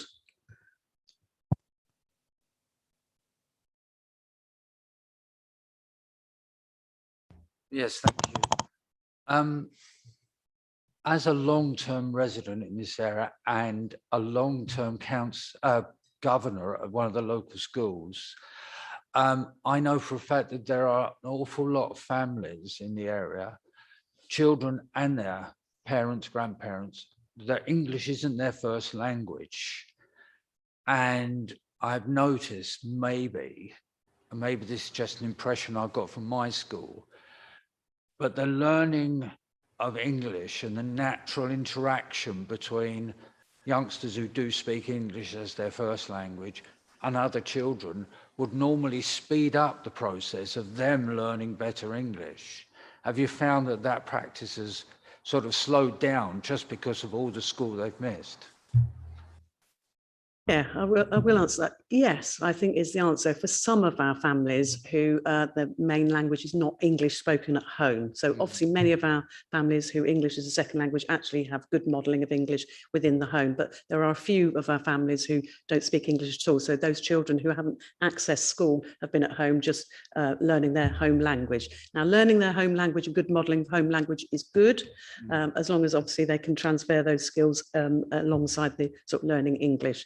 So for a few of our families, that has been an issue. Yeah. Does that answer your question? More or less. Thank you. Joan. Thank you, Chair. First of all, I would like to say thank you to all the teachers and your staff. And, we know it's a very challenging time, very hard work. And for me, I'd just like to find out, are you taking time to support yourself, look after yourself, give yourself the quality time also? And the next one is, do you prepare your school meal on site, or do you get them prepared and sent in?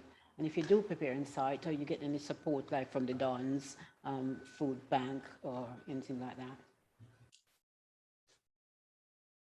I can answer the first question. In terms of being supported, Elaine is incredibly supportive, but there is the SMT are looking at teachers' workload, teachers' stress levels. That obviously the mental well-being of staff goes alongside the mental well-being of our children, because you can't have one without the other. So we've been looking at workloads and how we can manage that with teachers. We've been looking at what they need. Actually, there is counselling available. Again, the off the record and CAMS, both counsellors provide counselling for teachers should they need it. So that's been offered post-COVID as well.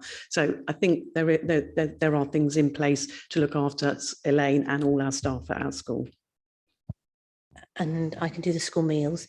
So school meals are made on site and we have a good uptake. I think they make nearly 500 hot meals a day. So there's a good uptake for us. We did have a lot of families needing food bank provision, and we worked really closely. It's Old Ruts, isn't it? Or was it the Wimbledon Dons? Dons, Yeah, we worked really closely with them, and they were brilliant. In the first lockdown, they sent in lots of extra Easter eggs for the children who were on site, and we even had a day where they had so much food that they came and we made food parcels with them and took them out to families. So there was a need, and I think that need is still there, isn't it? We are still asked for food bank vouchers at the moment, so there is still a lot of hardship in our school. Yeah.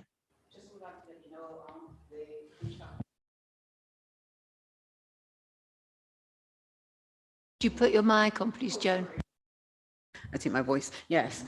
I am the food champion person, Martin. So if you do need any support or further support, please, you can get in touch with me. I'm Joan Henry, and you can find me on the council website. Thank you. Yeah. Thank you. Are there any other questions? Ros, and then Nick. Ros. Thank you, Chair.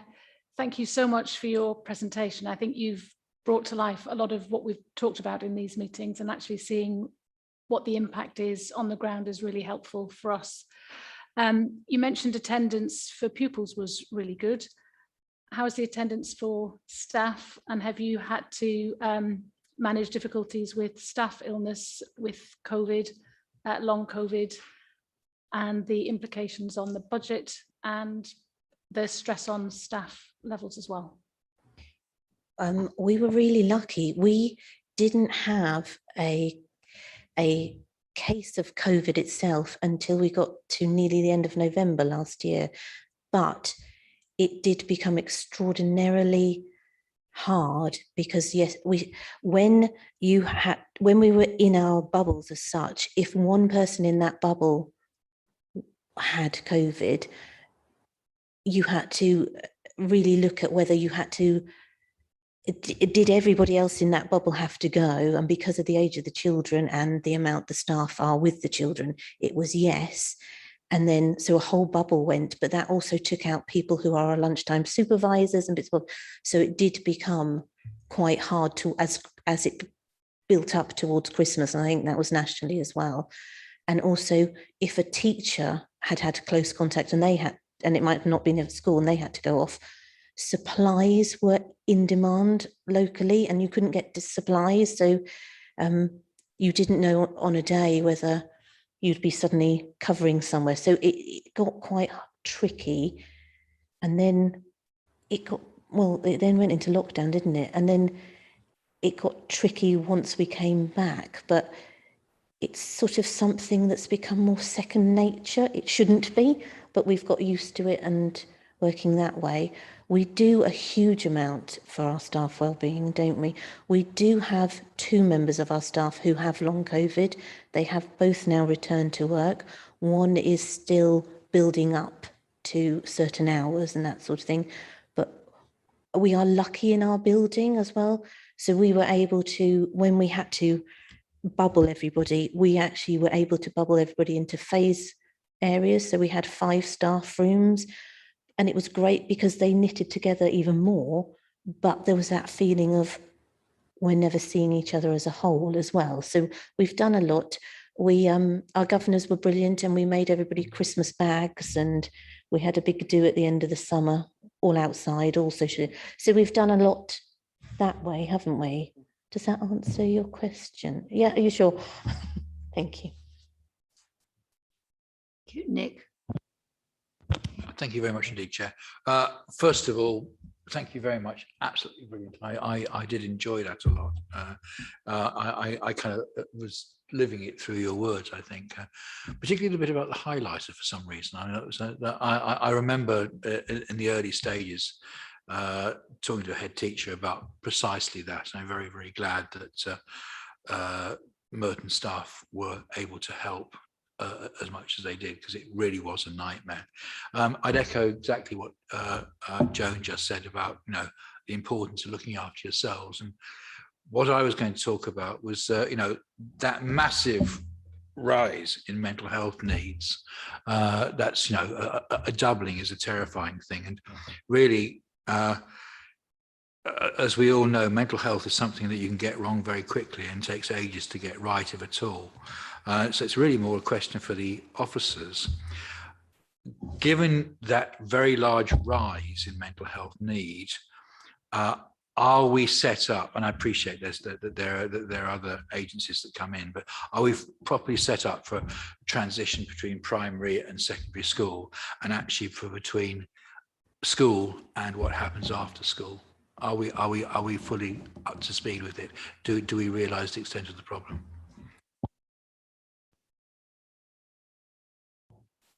Thank you. I think in terms of capacity around mental health, I'll answer that first, and then the bits about transition. So in terms of capacity, I think we're looking as a CAMS board at whether or not there is sufficient resource in the system. The schools just described to you that they're part of a mental health partnership, and we are growing those partnerships across the borough so that every school in the borough will be part of a partnership. The idea is that every school has a mental health lead, every school has a mental health plan, and every school is linked to some mental health provision. We've been lucky to get extra resources from the CCG and bid for extra resources from Department of Health. So we probably will be one of the first boroughs in London where every school is linked to a mental health partnership. So that's growing provision. In terms of transitions, we have a very thorough transitions process where primary schools identify children of concern, and a very thorough process has been taken forward online, actually, under the pandemic changes, and we've kept those changes in. That means we are identifying very well those children that need support in secondary school when they're coming out of primary. There is not a similar process going into college. And it's something which has been flagged up nationally. There is very little exchange of information from schools to FE colleges. It's stifled somewhat by the permission to share data, because the individual young person would need to consent for their information to be shared. But it's something which we've been talking to South Thames College about in particular. What we have done with South Thames College is we've got a new process with them of young people which are open to us, and we can identify those young people and work closely with them to stop them falling out of college. Where I think there is a gap, and I think it's what you're alluding to, is young people that may struggle to access anything. So I think in the paper it alludes to, we think that the NEET figure will grow this year. We've been meeting with our partners in other local boroughs, and there seems to be a lower level of young people accessing provision. And that's really those that are on level 1 courses. And some of that is related to mental health. Some of that's also related to being out of the habit of doing anything. So getting back into the habit of applying, turning up and going to college, that's a problem. So we do think there's a group there. The My Futures team's been doing lots and lots of work on it. And there's been lots of work with employers around that as well over the summer. So we think we can do that well. And the colleges are providing much more flexible entry now. And the college is also part of one of the mental health teams. So our FE college is here, South Thames College is leading the only mental health partnership in the country, which is working with South Thames College and all the colleges, plus Richmond College and Croydon College. So that also means their provision is also growing. So there is provision there, and we'll see as we see the data come out whether it's enough.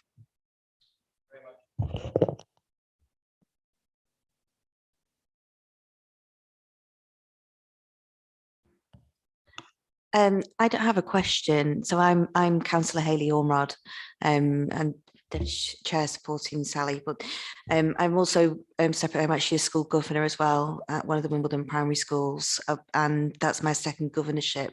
I'd just like to say that your presentation was incredibly informative. I found it really joyful to listen to and to read through as well. And thank you for giving up your time this evening on top of everything that you do normally during a normal year, never mind what you have done for the last 2 years. Thank you. Any other questions?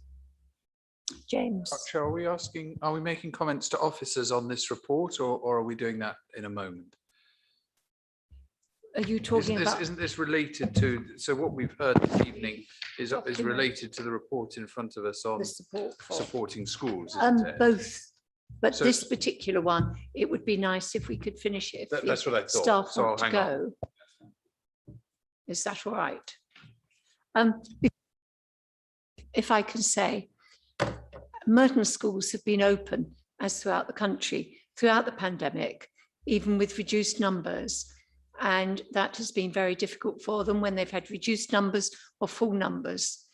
And someone I know whose child had speech and language delay was taken in with key workers because they were seen as vulnerable. And the mother delightedly told me that her child is no longer considered as speech and language delay. English is a second language. And with the program that went on when the schools were with just small groups, the improvement and progress was amazing. Thank you. So that is one example I know of, and I'm sure that's replicated again, times over. But thank you for what you've presented. I know that other schools do very similar work. Perhaps you've all got different tweaks on it and you do your work together and independently sharing ideas. But schools have had an incredibly difficult time. And thank you so much for everything you've done throughout these 2 years almost now for our future. The children are our future, and you've all been doing a marvelous job. And our best wishes to all of you and all your staff and anyone who is in long COVID. We wish them a speedy recovery. And thank you very much indeed for coming. It's been a pleasure to listen. Thank you. And if you'd like to go, and James can get onto his bit. Thank you.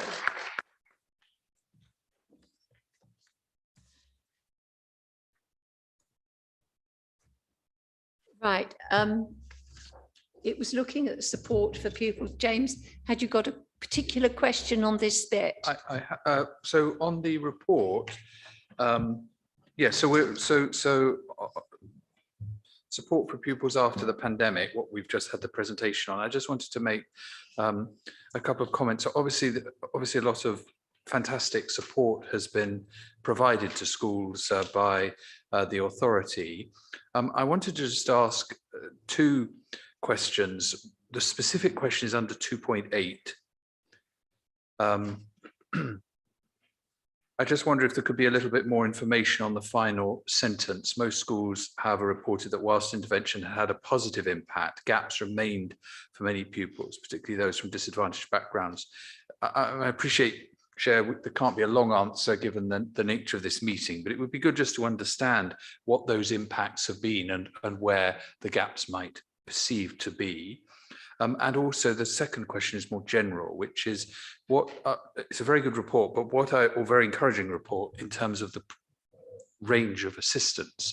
What would be helpful would be to understand how we are supporting schools in their decision-making process, because obviously schools are having to decide how to deploy this money. So how are we supporting schools in their decision-making, and how are we then sharing good practice once that good practice has been established? Because inevitably everybody's learning on the job, aren't they? So there's no implied criticism here. It's a challenge, but it would be helpful to have some, I'm not sure which one of you it is, or maybe it's both of you, but it would be helpful to understand a bit more about that. Thank you, Chair. I'll start, and maybe Keith, if you wanted to come in. So in terms of paragraph 2.8 and around the gaps, the first lockdown where schools were less confident, and that's not just Merton schools, but across the country, were less confident about the delivery of a remote curriculum, the learning losses were more significant. There's been a national report very recently which talked about the number of months that were lost in the core subjects of reading, writing and maths, for example. And as that report found, in Merton, they came back in after the first lockdown last autumn. A lot of intervention was undertaken, but there was some catch up.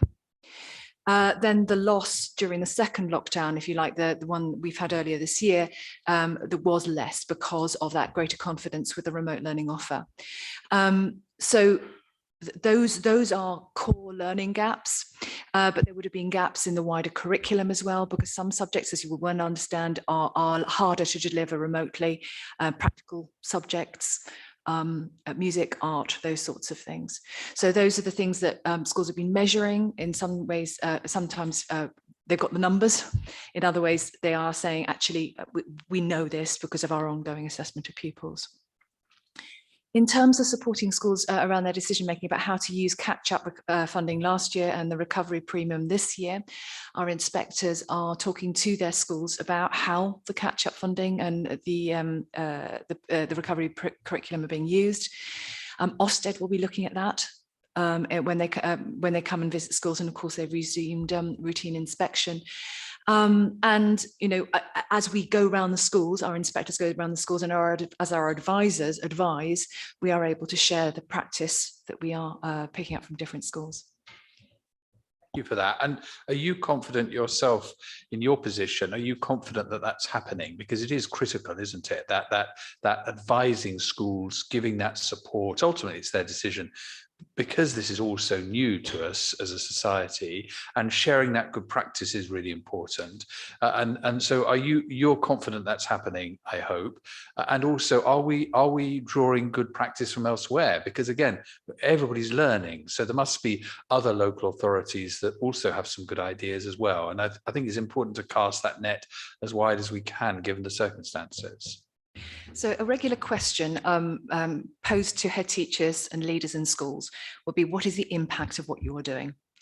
So that will be a question which goes through our visits and our work with schools. And I would say that a key point for schools will be the measuring of progress at the end of this term, and to understand in number terms how the interventions are having that impact. And apologies, Councillor Holmes, I've forgotten your second question.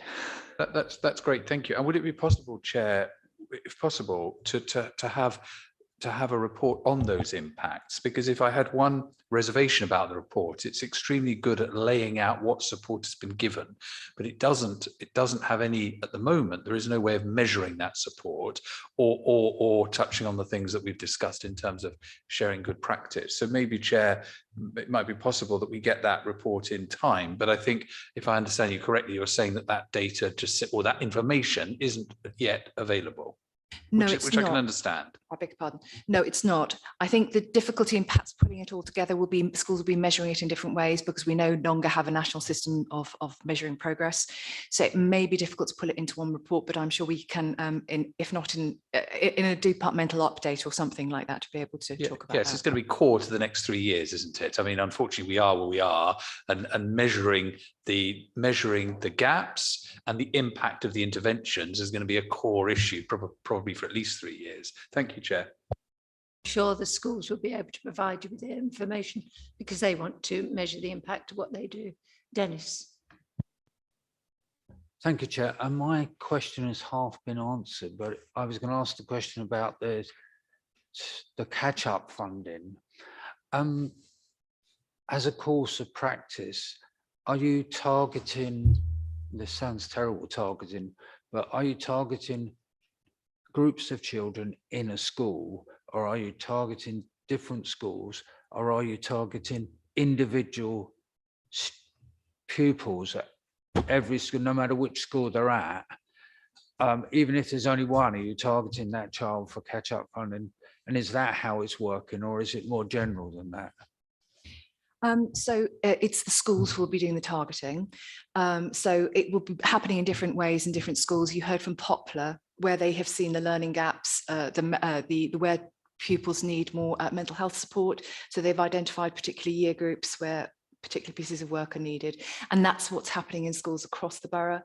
Some schools will be saying, our year threes, just to pick a year group at random, actually have done really well during the pandemic and they don't really need much, but our year fours, for whatever reason, have fallen behind. So they'll be really doing that targeting there. And sometimes it will be for individual pupils as well. Flexibility. Omar. Thank you, Chair. It's good to see the DFE providing training for schools. My question's in relation to, do we know how many schools have taken up this training? And when we refer to it being on a first come, first served basis, is there a limit to the number of places that are available to our schools? So this is the mental health leads training. So government have announced a model for mental health leads training. The way they've done it is that schools have to go online and register for a voucher, which they can then use to purchase from a range of providers. So we've encouraged our schools to go off and get that voucher. We've encouraged them to go to the providers, but it's quite a big market. So as yet, we won't know how many have gone to which providers and got the training. They can also, the vouchers are for a fixed amount, the training's for different amounts of money. So they may have to top up that voucher, or they may actually get more than one bit of training from it. So at the moment, we're in the process of informing everyone about the fact it's there. It's literally the market is developing now for this training. And then we'll gradually gather back from them, well, how many have managed to access it. So the first come, first served basis is very much nationally, it's first come, first served. And then what we'll do, we have a termly mental health leads session. And at that, we'll gather from the mental health leads, well, how many have managed to access it? How straightforward was it? And what was the quality of that training as well? Thank you, Nick. Yeah, it's a quick kind of follow-up to James's question. You know, he was right to say, are we learning from other authorities? But of course, Merton is often at the forefront, in my experience. And so, as well as learning from others, are we teaching others, first of all, as evangelists, if you like? But I don't know if that's a particularly good way of doing it. But is there a general national source of good practice that's being created, and are we contributing to that, or even publishing it ourselves? I don't know. So the DfE are putting resources and examples of what they would consider best practice online. We haven't been approached yet, Councillor, to be able to contribute to that, unfortunately. But we are learning from other local authorities. Various officers in the education division will be attending pan-London events, national events, where we will be magpieing, to coin a school word, as much as we possibly can to make sure that our pupils benefit. Well, they do indeed. We share that in those meetings. Yes, of course. I just think it might be worth adding to that. So I think we are very active and have been for years in the Pan-London Assistant Directors Network. So I used to chair that when I was Assistant Director, but Elizabeth has been going for quite some time. And that is a space where we share good practice, and also within our South West London cluster of local authorities. So I think there are various places where we're both listening to and sharing what we're doing.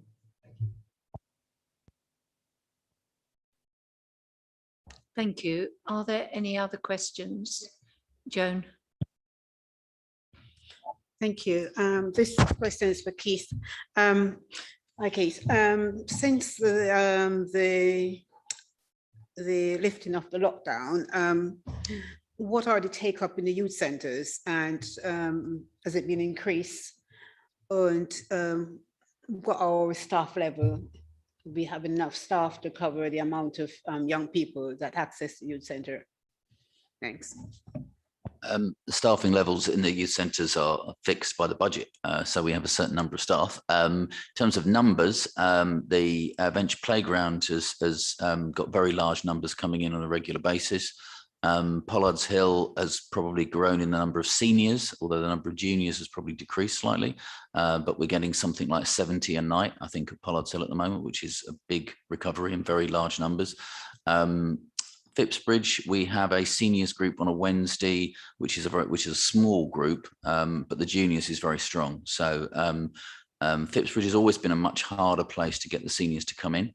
And we're now working in partnership with another voluntary sector organisation that's running another seniors night there as well, to try and engage the young people on FIPS. That's a much more, has always been a much more challenging group to engage. So in terms of the council youth services, they are, young people are coming in strongly. That would also be true across the voluntary sector.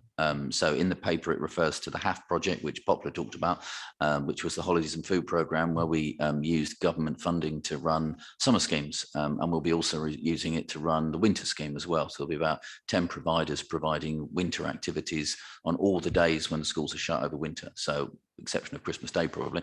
Every other day, I think we've got some provision on. And the take up of those was very strong. So we had about 2,000 young people that came into that provision over the summer. So that's about a third, 36%, I think, of our young people on free school meals, which may not sound like a large percentage, but actually compared to other London boroughs was seen by the DfE as quite a large percentage. So there's a good take up. Young people do want to come into activity. In terms of, if you go back to last summer, not this summer, but one before, when we first unlocked, that wasn't true. There was a lot of reticence to come into youth activity. There was a lot of reticence to get involved in things, but it's changed now. I think now the schools are fully back, young people are fully back in youth provision. And in terms of whether we have the capacity at the moment, yes, we do.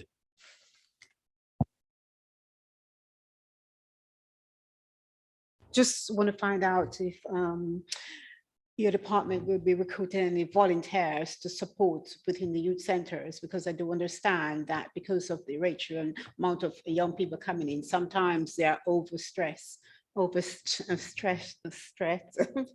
So they definitely need more support. We do recruit volunteers. Volunteers are very helpful. We also work in partnership with a lot of other organisations. The model that Merton's had for a number of years now is that we will bring in other organisations because they can bid for money. So charities can bid for money. They'll bid for money. They'll run an activity. So there'll be a number of other organisations that will run within the youth centres, and that grows capacity for us, because I've said our budget's fixed, so therefore if we have more demand we can grow capacity. But no, all the youth centres have volunteers coming in from time to time to work with young people. The volunteers though have to be committed for a long period of time and have to have the skills to work with young people. So it's not just something where you turn up and help. It is about having someone that is reliable and can work well with young people. But no, volunteering is something which is encouraged. Thank you. Are there any more questions from anyone? We'll move on to the departmental report. Jane, you're the lead on this, and there are two aspects of it, your report and the Mockingbird. There are, Chair. So with your permission, what I'd like to do is, councillors may have questions on the main departmental update, but one of the things that you have as a panel been really interested in over a period of time, and at the last meeting you asked us lots of questions about how we were supporting foster carers, and so we thought it might be helpful for you to have a bit of an overview of a particular project that we've put in place called Mockingbird. And so we have got some guests who've joined us online, so I think that probably they'll put their cameras on now. So then we've got David, who's our head of service for our corporate parenting responsibilities. We've got Sadie, who is our lead on foster care, recruitment and support, and we have a foster carer with us. So I'd like them to be able to go first, and then any questions you have for them. And they've got a presentation, I think, that they're going to run through that is going to give you an idea of what that Mockingbird programme is and the support that is providing for foster carers in Merton. So David, shall I hand over to you? Yes, thanks. So good evening, one. I'm actually going to hand straight over to Sadie, who has prepared this presentation and has led on the Mockingbird and its implementation in foster care. So over to you, Sadie. Do you want me to share the presentation, or is it's going to be managed by someone else in the room? Stella, how do we want to do that? Is it easy for you? Okay, could you share it, David? Yes, please. Yep, absolutely. So Sadie, you can tell me when you want me to flick through it. Yeah.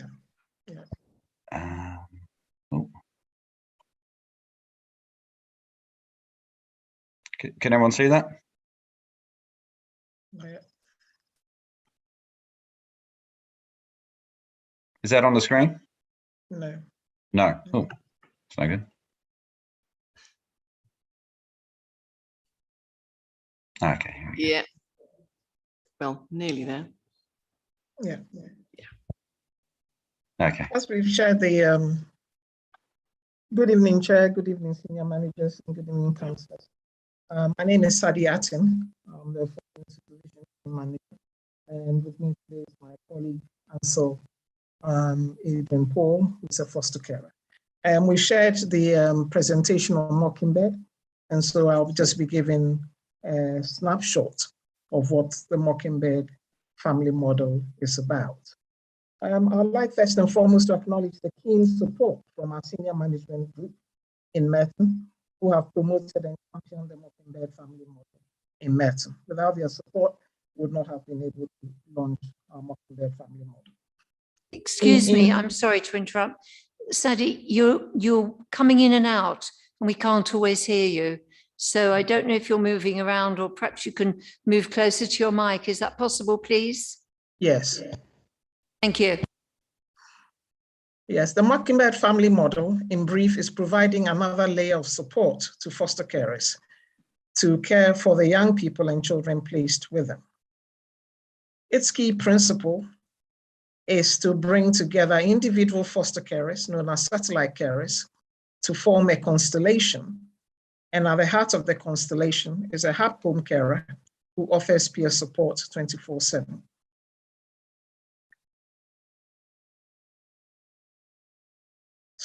To be allowed to practice as a Mockingbird family service, Merton has to abide by fidelity criteria, which was set out by Fostering Network, such as within the constellation, there should be diversity of carers, nationality, gender, and sexuality.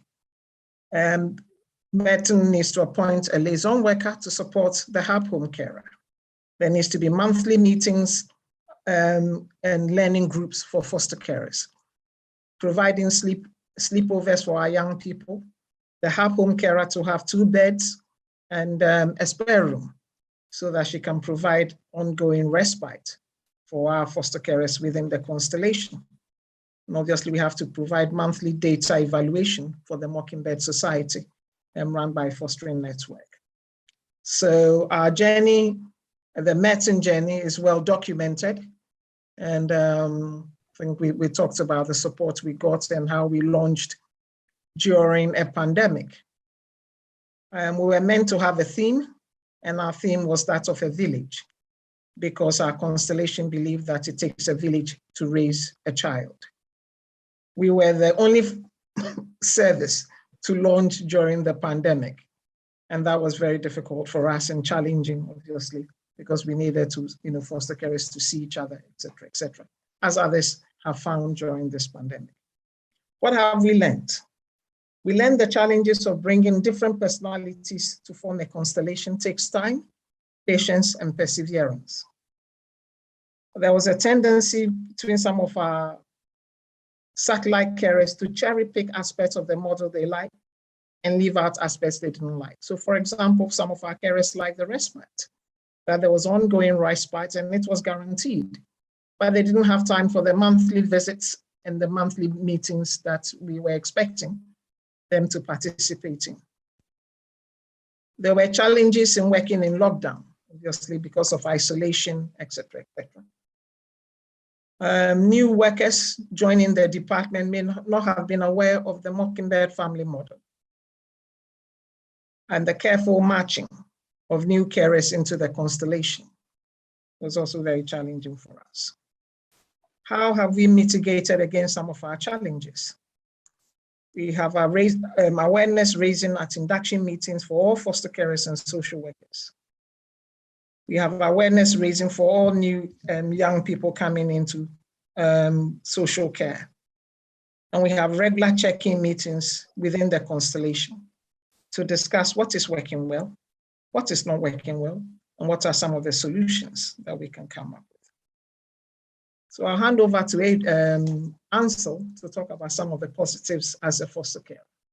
The slide here shows the village and the various houses and avenues within the village, indicating how the carers themselves felt in terms of belonging to the constellation. So Ansel.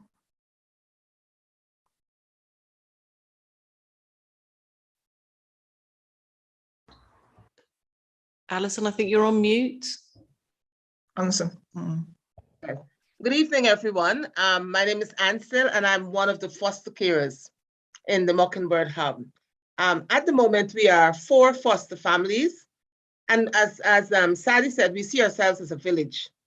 You know, in Africa and in rural parts of the Caribbean, everyone believes that the child belongs to everyone in the village. So we thought that that was a really good thing so that we can have support for each other and we can support each other and we can support the children, all the children together. So we gave ourselves names to reflect how we saw ourselves providing care to the child. So we have Big Heart Lane, that's a pun on heart, H-E-R-T. We have Caring Avenue, Love Lane. We have Community Square, Hope Village, Sunshine Crescent, Aspiration Lane, etc. Because as it says here, it takes a village to raise a child. And we are fortunate that ours is a global one. So we have male and female foster carers. Sadie talked about gender balance. The children come from a variety of nations, as you can see there. We have Iran, Afghanistan, Nigeria, Kenya, Ghana, Jamaica, Trinidad, and Tobago. So as a foster carer, how do I feel about the Mockingbird Hub? Well, I believe that it's, I appreciate the model. I believe that it has the potential to be an excellent support. It empowers families to help each other overcome problems in placement before they escalate. And for me, it is building a positive link or positive links with other foster carers, and for the child that I foster to build positive links with other children. It promotes knowledge sharing among foster carers and among the children. So for example, one of our foster carer is very good on the computer, and she knows a lot about the internet. And so she has been providing training to some of us who don't actually know how to use computers effectively. And we are planning another training session, which will be about cybersecurity. You know, things are changing rapidly. We live in an evolving world, and we have to move with the times. So this is this model is really on the ball, I have to say. And there's so much going on and so much potential. So I really hope that it will continue to develop the way it has been developing. Foster carers feel supported and less isolated because they have somebody to talk to, and you actually learn a lot from the other foster carers. Some of them have been fostering for over 20 years, over 30 years, so you do learn a lot.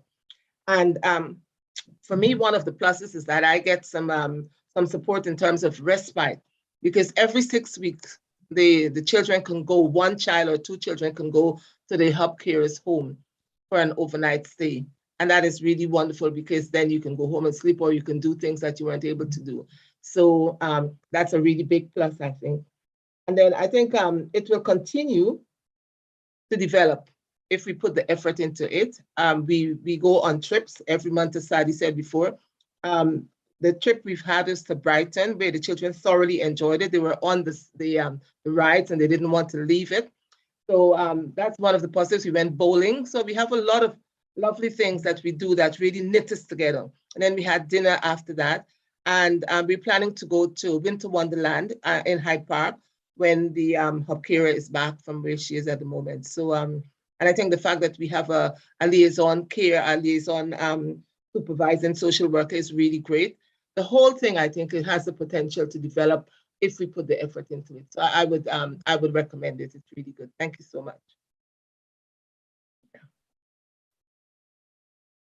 Thank you, very Ansel, much. and thank you, Sadie. Oh, do you want to come in with something else? No, I was just thanking them, please.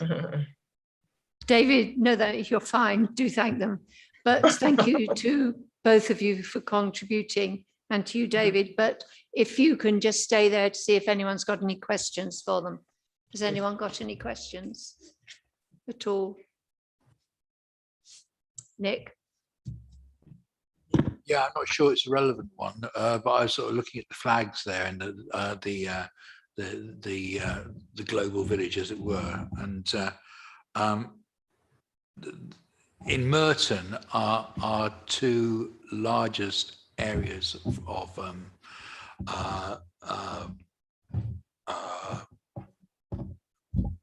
ethnic minority are Eastern Europe and Pakistan. And I noticed that although Afghanistan is shown, there isn't anybody from Pakistan as far as I can see in that, and there wasn't anybody from Eastern Europe either. It may be that you just take what you can get, and I do understand that. But would you be able to modify that at all in time? Yeah.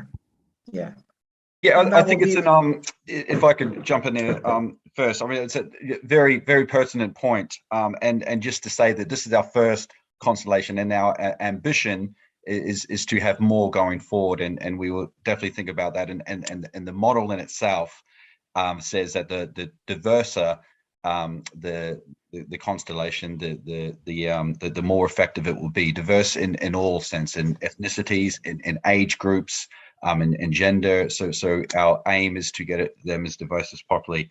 Specifically talking about your observation around sort of Eastern Europe and Pakistan, it's important to think that our aim is always to replicate not so much the diversity of Merton on the whole, but more so the diversity of our children in care, which doesn't exactly mirror the diversity from the Merton general population.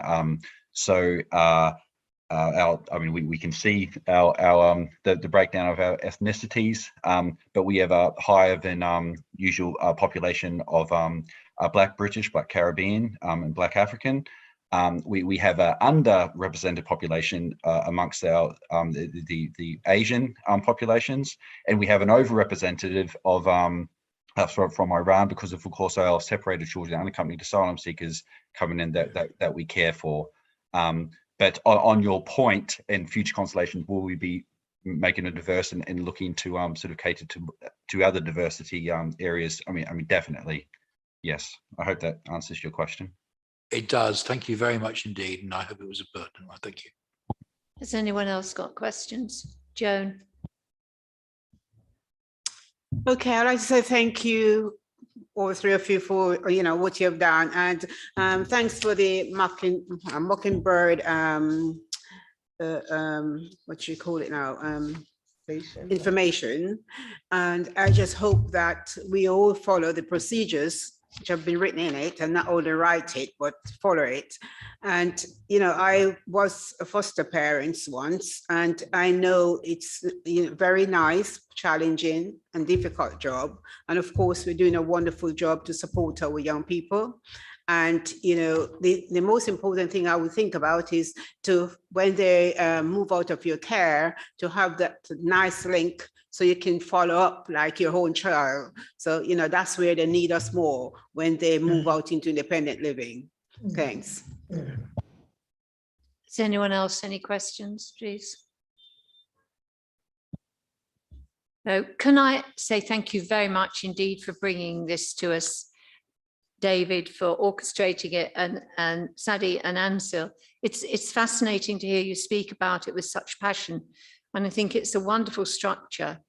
And I just hope to have produced it so recently and to get it growing so well. And I hope it just goes from strength to strength, and perhaps maybe in a year or two we could have an update to see how it's going on. Please, Jane, it would be really good to know that this is doing so well. So a huge thank you for coming to share everything with us tonight, and well done for everything you're doing. It's great work, and for very needy groups in our population. Thank you very much indeed.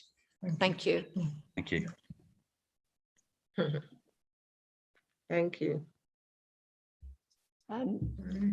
Jane, would you like to lead on the departmental update, please? Yep. So I think.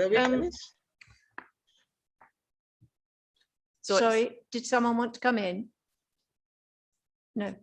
Yes, Ansel and Sadie, please feel free to leave now. Okay, thank you. Yes. Thank you very much for your input. Just wasn't sure. So I don't think I had much to introduce really, in the sense that it's not long since we last met and had an update. I guess the main thing from my point of view is that it's very exciting that we've now got permanent management team in place. I've now got both my ADs have started, with D-Raj starting this week. So feeling very settled. We've planned, just so that you're aware, we've planned a good handover. So Sue, who's with us tonight and will obviously answer any questions in terms of children's social care tonight, is with us till the end of November to do a full handover to Diraj, and also to be with us because we know we have our annual engagement meeting with Ofsted on the 23rd of November. So Sue will be doing part of that handover and leading on that when we have that meeting with Ofsted. So there's nothing else really that I wanted to add, Chair, so I'll just open it up to questions. If there are any questions, please. James first, thank you. Chair, I had a few comments. Shall I just do them all together and then? James, how many comments? Well, it wouldn't really matter because it's important, but there are probably If they're five. important, of they're course. brief. They're brief. Thank you. Yes, Okay, go ahead. So I'll do them together, yes? Yes. Okay. So is that all right in terms of jotting them down? So well, my first comment is on what we've seen tonight, actually, which is that Chair, as you know, sometimes I've been a bit frustrated at the agendas, given that we meet so seldom. But I did want to say that I think to see a school tonight and then to see some of your colleagues has been incredibly helpful for me. And our role as a panel is to scrutinise, I think, the most senior officers and the cabinet members, but to meet other people to help with our understanding, I think is incredibly helpful in terms of us doing our job. So I wanted to just say thank you for that. On 2.6 and 2.7 of your report, could you just give some context to those numbers? We know that EHCPs are going up considerably, and that the 66% in 2.7, how does that compare to other boroughs or where you would hope that we would expect to be? 2.11 onwards, the discretionary grant on school transport. Why has that not been brought to us for pre-cabinet scrutiny? It seems that it's such a critical subject that I've certainly raised many times over the years. It's great to see there is progress being suggested, but couldn't that have been brought to us? I mean, it's a perfect example of where we could and should have had pre-cabinet scrutiny. The social workers in schools project, I think, looks excellent. And I wanted to ask about how we would measure success and how we would know whether we can grow that based on that success. But that looks really good. The Social Work Academy, I think, is brilliant. I mean, really, really fantastic, innovative work there. So I thought that was great. And then my final comment is 2.39, the Ofsted and school improvement support. I mean, obviously, if Ofsted are increasing expectations, it's inevitable that we're going to be hit by that. I get it, but presumably, and this perhaps last one is for the cabinet member as well, presumably, whilst it's a shame because it's fantastic that so many of our schools are outstanding, but we can't just accept that. We're going to have to rise to that challenge, aren't we? We want to keep them outstanding. We mustn't just sit back and say, oh dear, we're going to lose them. I'm not saying that is the plan, but the reading this, it infers that we might be resigned to something when actually I think we should be, pushing forward to make sure we meet these new standards. Thank you, Chair. Jane. Sorry, I know that's rather a lot, but it's very better to do it. So I think a number of those were comments that, yeah, no, that I could, so thank you. I'm really glad that you found the way we tried to structure the meeting so you'd get some other input helpful, because we're aware that you do like to have that depth, but also sometimes you get more of that depth by people coming and talking about it. So I'm glad that worked. Social workers in schools, I don't think there was a question about that. I think you were commenting on that, and that's something we're, that was a question around that measure of success. Okay, yeah, which we may get to answer, because in her day job, I think she knows quite a lot about that, but also Elizabeth may want to comment on that. Elizabeth will pick up the school improvement question that you had. So in terms of the statutory assessments, so that's a good point in terms of you haven't in this report got what the previous number was. So it is going up probably. Requests go up by about 30 a month are coming in. So we do know that this year it's about on track with where it was last year, a little bit less, which is what we would be wanting. So I can provide that reassurance. In terms of meeting the statutory deadlines, I don't think we've got, I'm going to check with Carl, but I don't think we've got those national benchmarks cleared. Sorry, I can probably just add some on the performance report. We've shown last year's the benchmarks for the timeliness, and what that shows is that at 66% we are above the London average for 2020, which was 61.8%, and indeed the national average, which was 58%. So those two figures I've just given you is for the 2020 calendar year. So our current performance, which is up to September at 66%, is therefore higher than the London and national averages, and certainly higher than our own. So you can also see from the performance report as a steady kind of increase here. We've changed the way we report this so that members of this scrutiny panel can see how we progress through the year. So it's a good news story, and credit, I think, to the SENDIS team. So those national benchmarks we get after the send to return. So once a year, it's put in January, and then we have to wait a while to get them. But so that's last year's. But yeah, so we are pleased with that increase in timelines, in meeting the statutory deadlines, and so you'll see on the performance dashboard it was 87% this month, as well as the 66, which is the cumulative year average, the year-to-date average. So I think the other point you were picking up was on the school transport. So at this point, what we were asking, I guess, because it is a specific policy that we need to go out to check on. That's why it's going to go to Cabinet for formal agreement that we can go out for that consultation, because it will be a major consultation. But that consultation is going to start by having a conversation with parents to, I suppose, outline why we want to go out and have a consultation because of the spend, because of the increased EHCPs. But there is nothing at this point which is we are saying this is definitely the direction we're going to go in. There will be a set of options to discuss with parents. So I think it's just about to start. So it will be ideal to bring back to the meeting in January to talk about some of the things that we've been picking up from those conversations with parents. So I think in terms of a decision being made, there is no decision being made on what the final outcome of that will be. We're just saying what we're going to do is go out and have conversations with parents. Now we have been planning this for quite some time. So we did previously say we were going to do this before COVID hit, but there are a number of those reviews, short breaks and transport that we've said we were going to start, but we have held off until we can do proper consultations with parents to get it right. So I hope that reassures you that there are no decisions that have been made. It will come back for further discussion during that sort of process before any final decisions are made about what that will look like. Does anyone else, any questions? Dennis? Sorry, you hadn't finished. No problem, but I think there's one more to go, isn't there? The last one.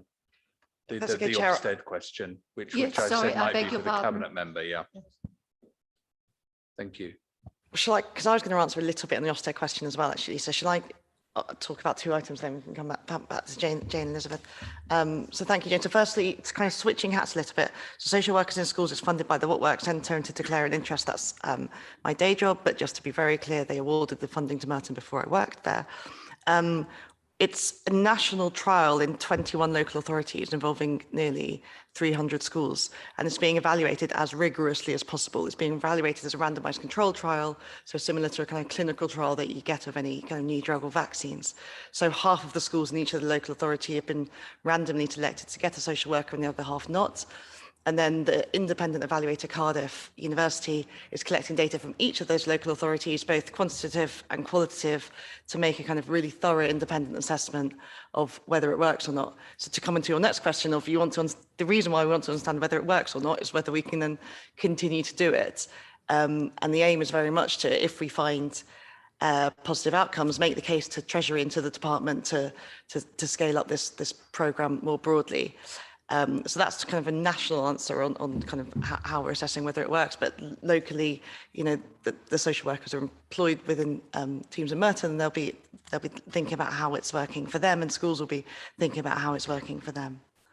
Just on the Ofsted point, and I'll hand over to Jane and Elizabeth. So I was going to highlight that as one of my priorities in the next item is, Ofsted coming back and inspecting schools, not just in Merton, but across London and across the country. And you're right to challenge that. I don't think we're saying that, oh, we've got lots of outstanding schools, therefore they're all going to change, like that's okay. I think we need to understand, we need to be really clear that we still want all of our schools to be as good as they possibly can be, and really understand what Ofsted's looking for when it means outstanding. And if we agree that that is what we want our schools to be doing, make sure that we're pushing and supporting them towards that.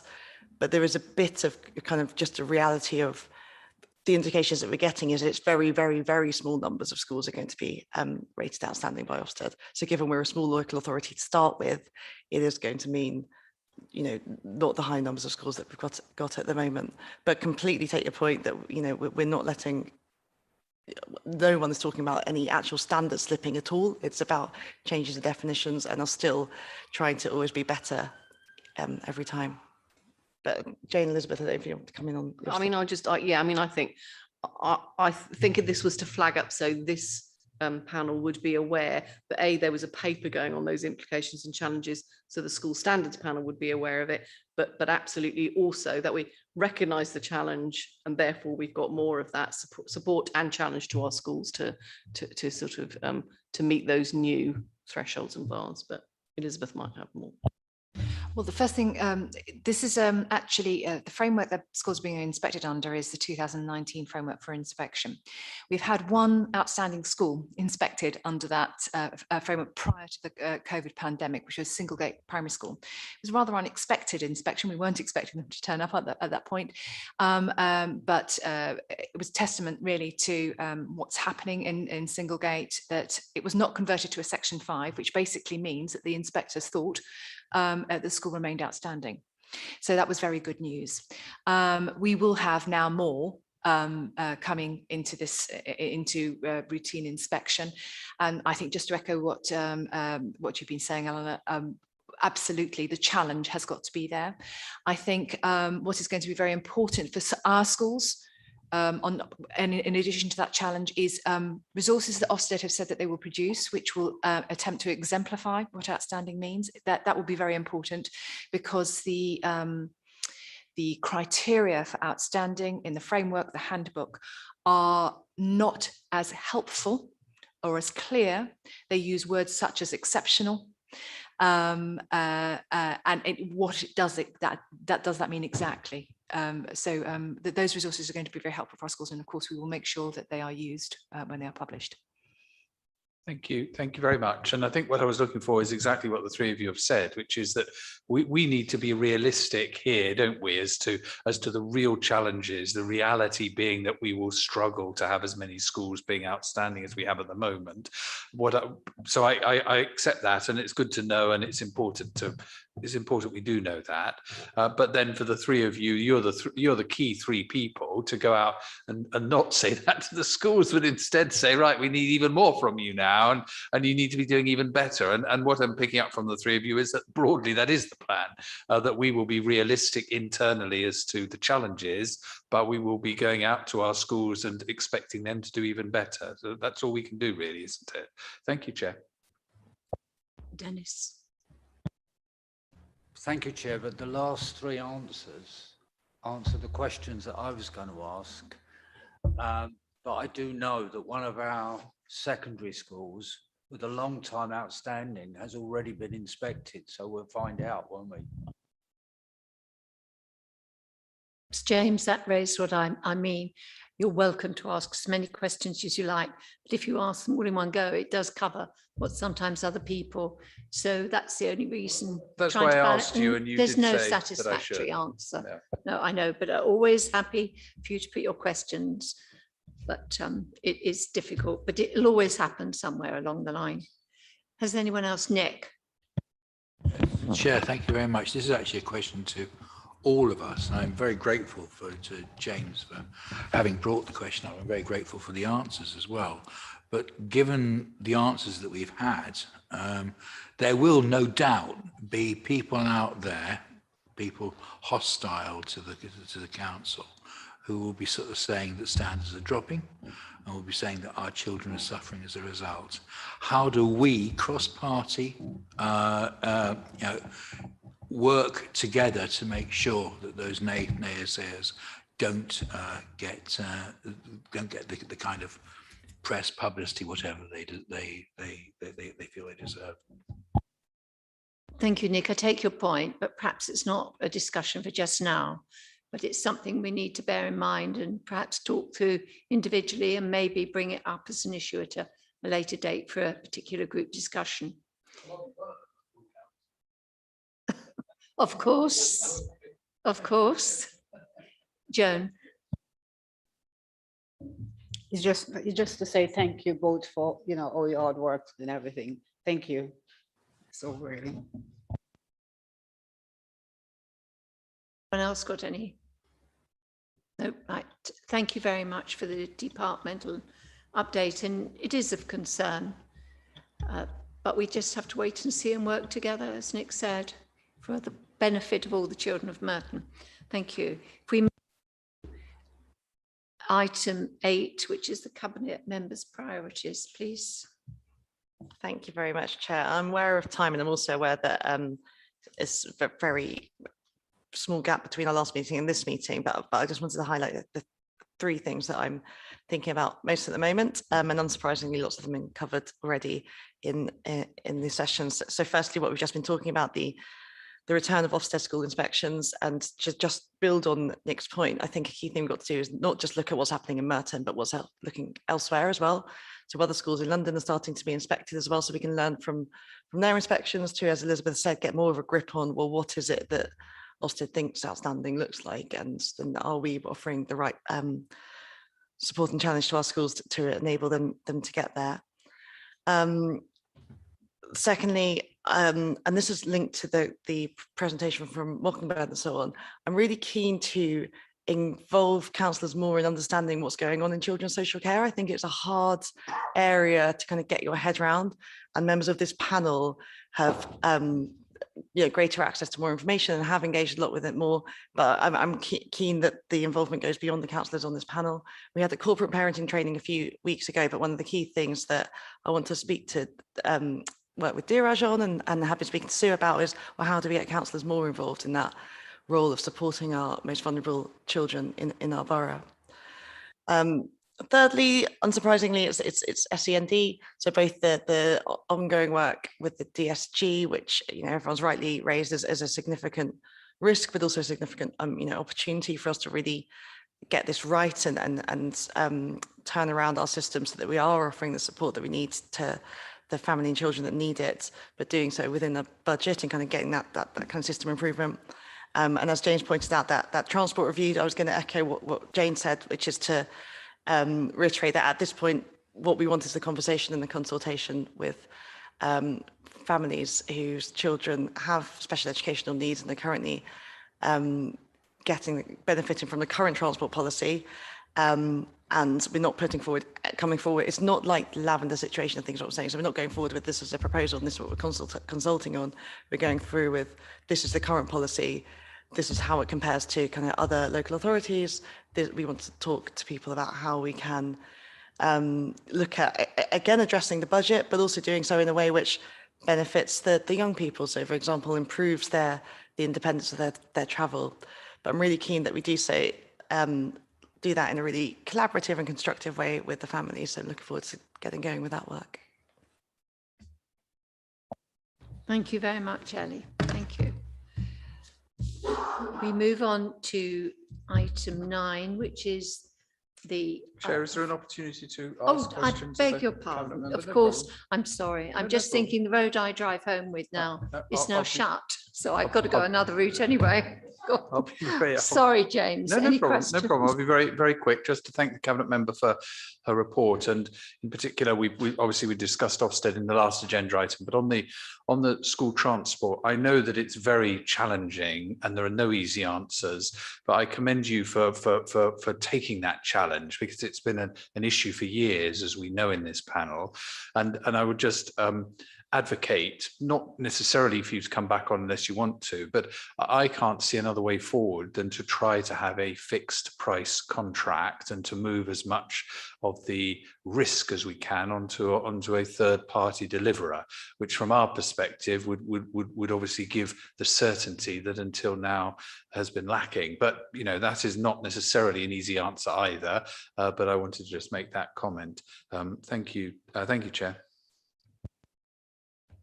I will come back if that's okay. Sorry. Else got any questions or comments? Oh, sorry, did you want? I was just going to come back to say what we should do is kind of share the cabinet paper, because what it does outline, James, is actually a much broader range of options, not just about how we commission, but how might there be other ways, for example, giving the budgets directly to families themselves so that they could use it and so on. So we're looking at a whole range of options that go beyond that, but thank you for that input. It is a huge expense, I agree. But then it would have been nice to see those, wouldn't it? That was my comment of earlier. No, I mean, that was, I talked about pre-cabinet scrutiny, Chair, and I mean, this is your role really as Chair to decide, but if there's a paper on something that regularly comes up at these meetings and there are a number of options in those papers, then I would say to you as Chair, I would hope that you would think that we should have seen those. Well, and it's the same with the Mockingbird issue that came up. We decided between last meeting and this meeting for it to be included, and certainly open to accept anything people put forward that is a matter of interest and would be worthwhile for us to look at and discuss. Yes. Well, I think it goes beyond interest. I mean, I don't like, as you all know, I don't like being critical because it's not my style. But I'm just saying that as Chair, I'd have thought you would be saying to the officers, well, why haven't we seen that? If there's such an important issue and there's a paper going to Cabinet with a range of options, I mean, I'll drop it now. But I'd have thought you would be saying as Chair, well, I'm surprised my panel haven't seen those papers. It isn't something I'd bring up publicly like this, but I take your point, and it's certainly something that crops up in discussion behind the scenes that isn't open to everybody. Okay, but your point is taken. More questions for Ellie, please. Thank you, Chair.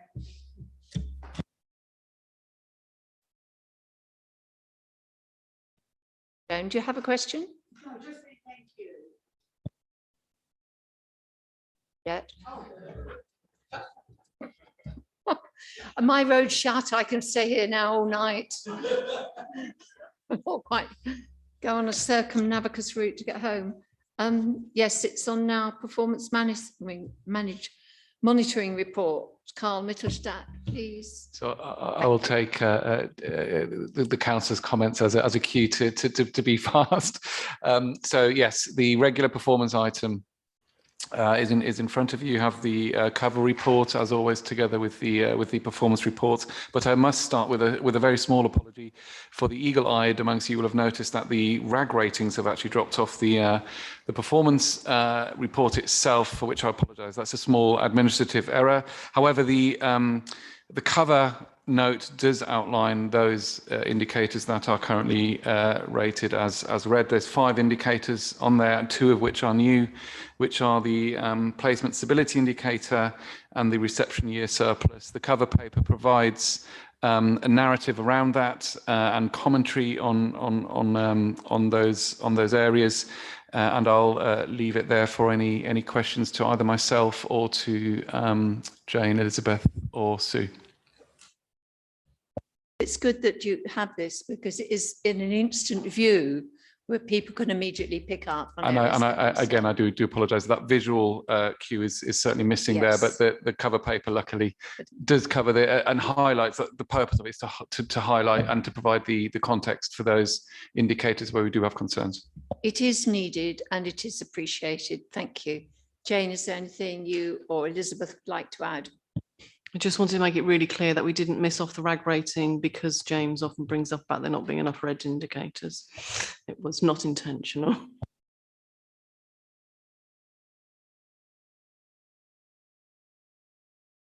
Anybody got any questions or any concerns they want to raise about any aspect of the performance monitoring report?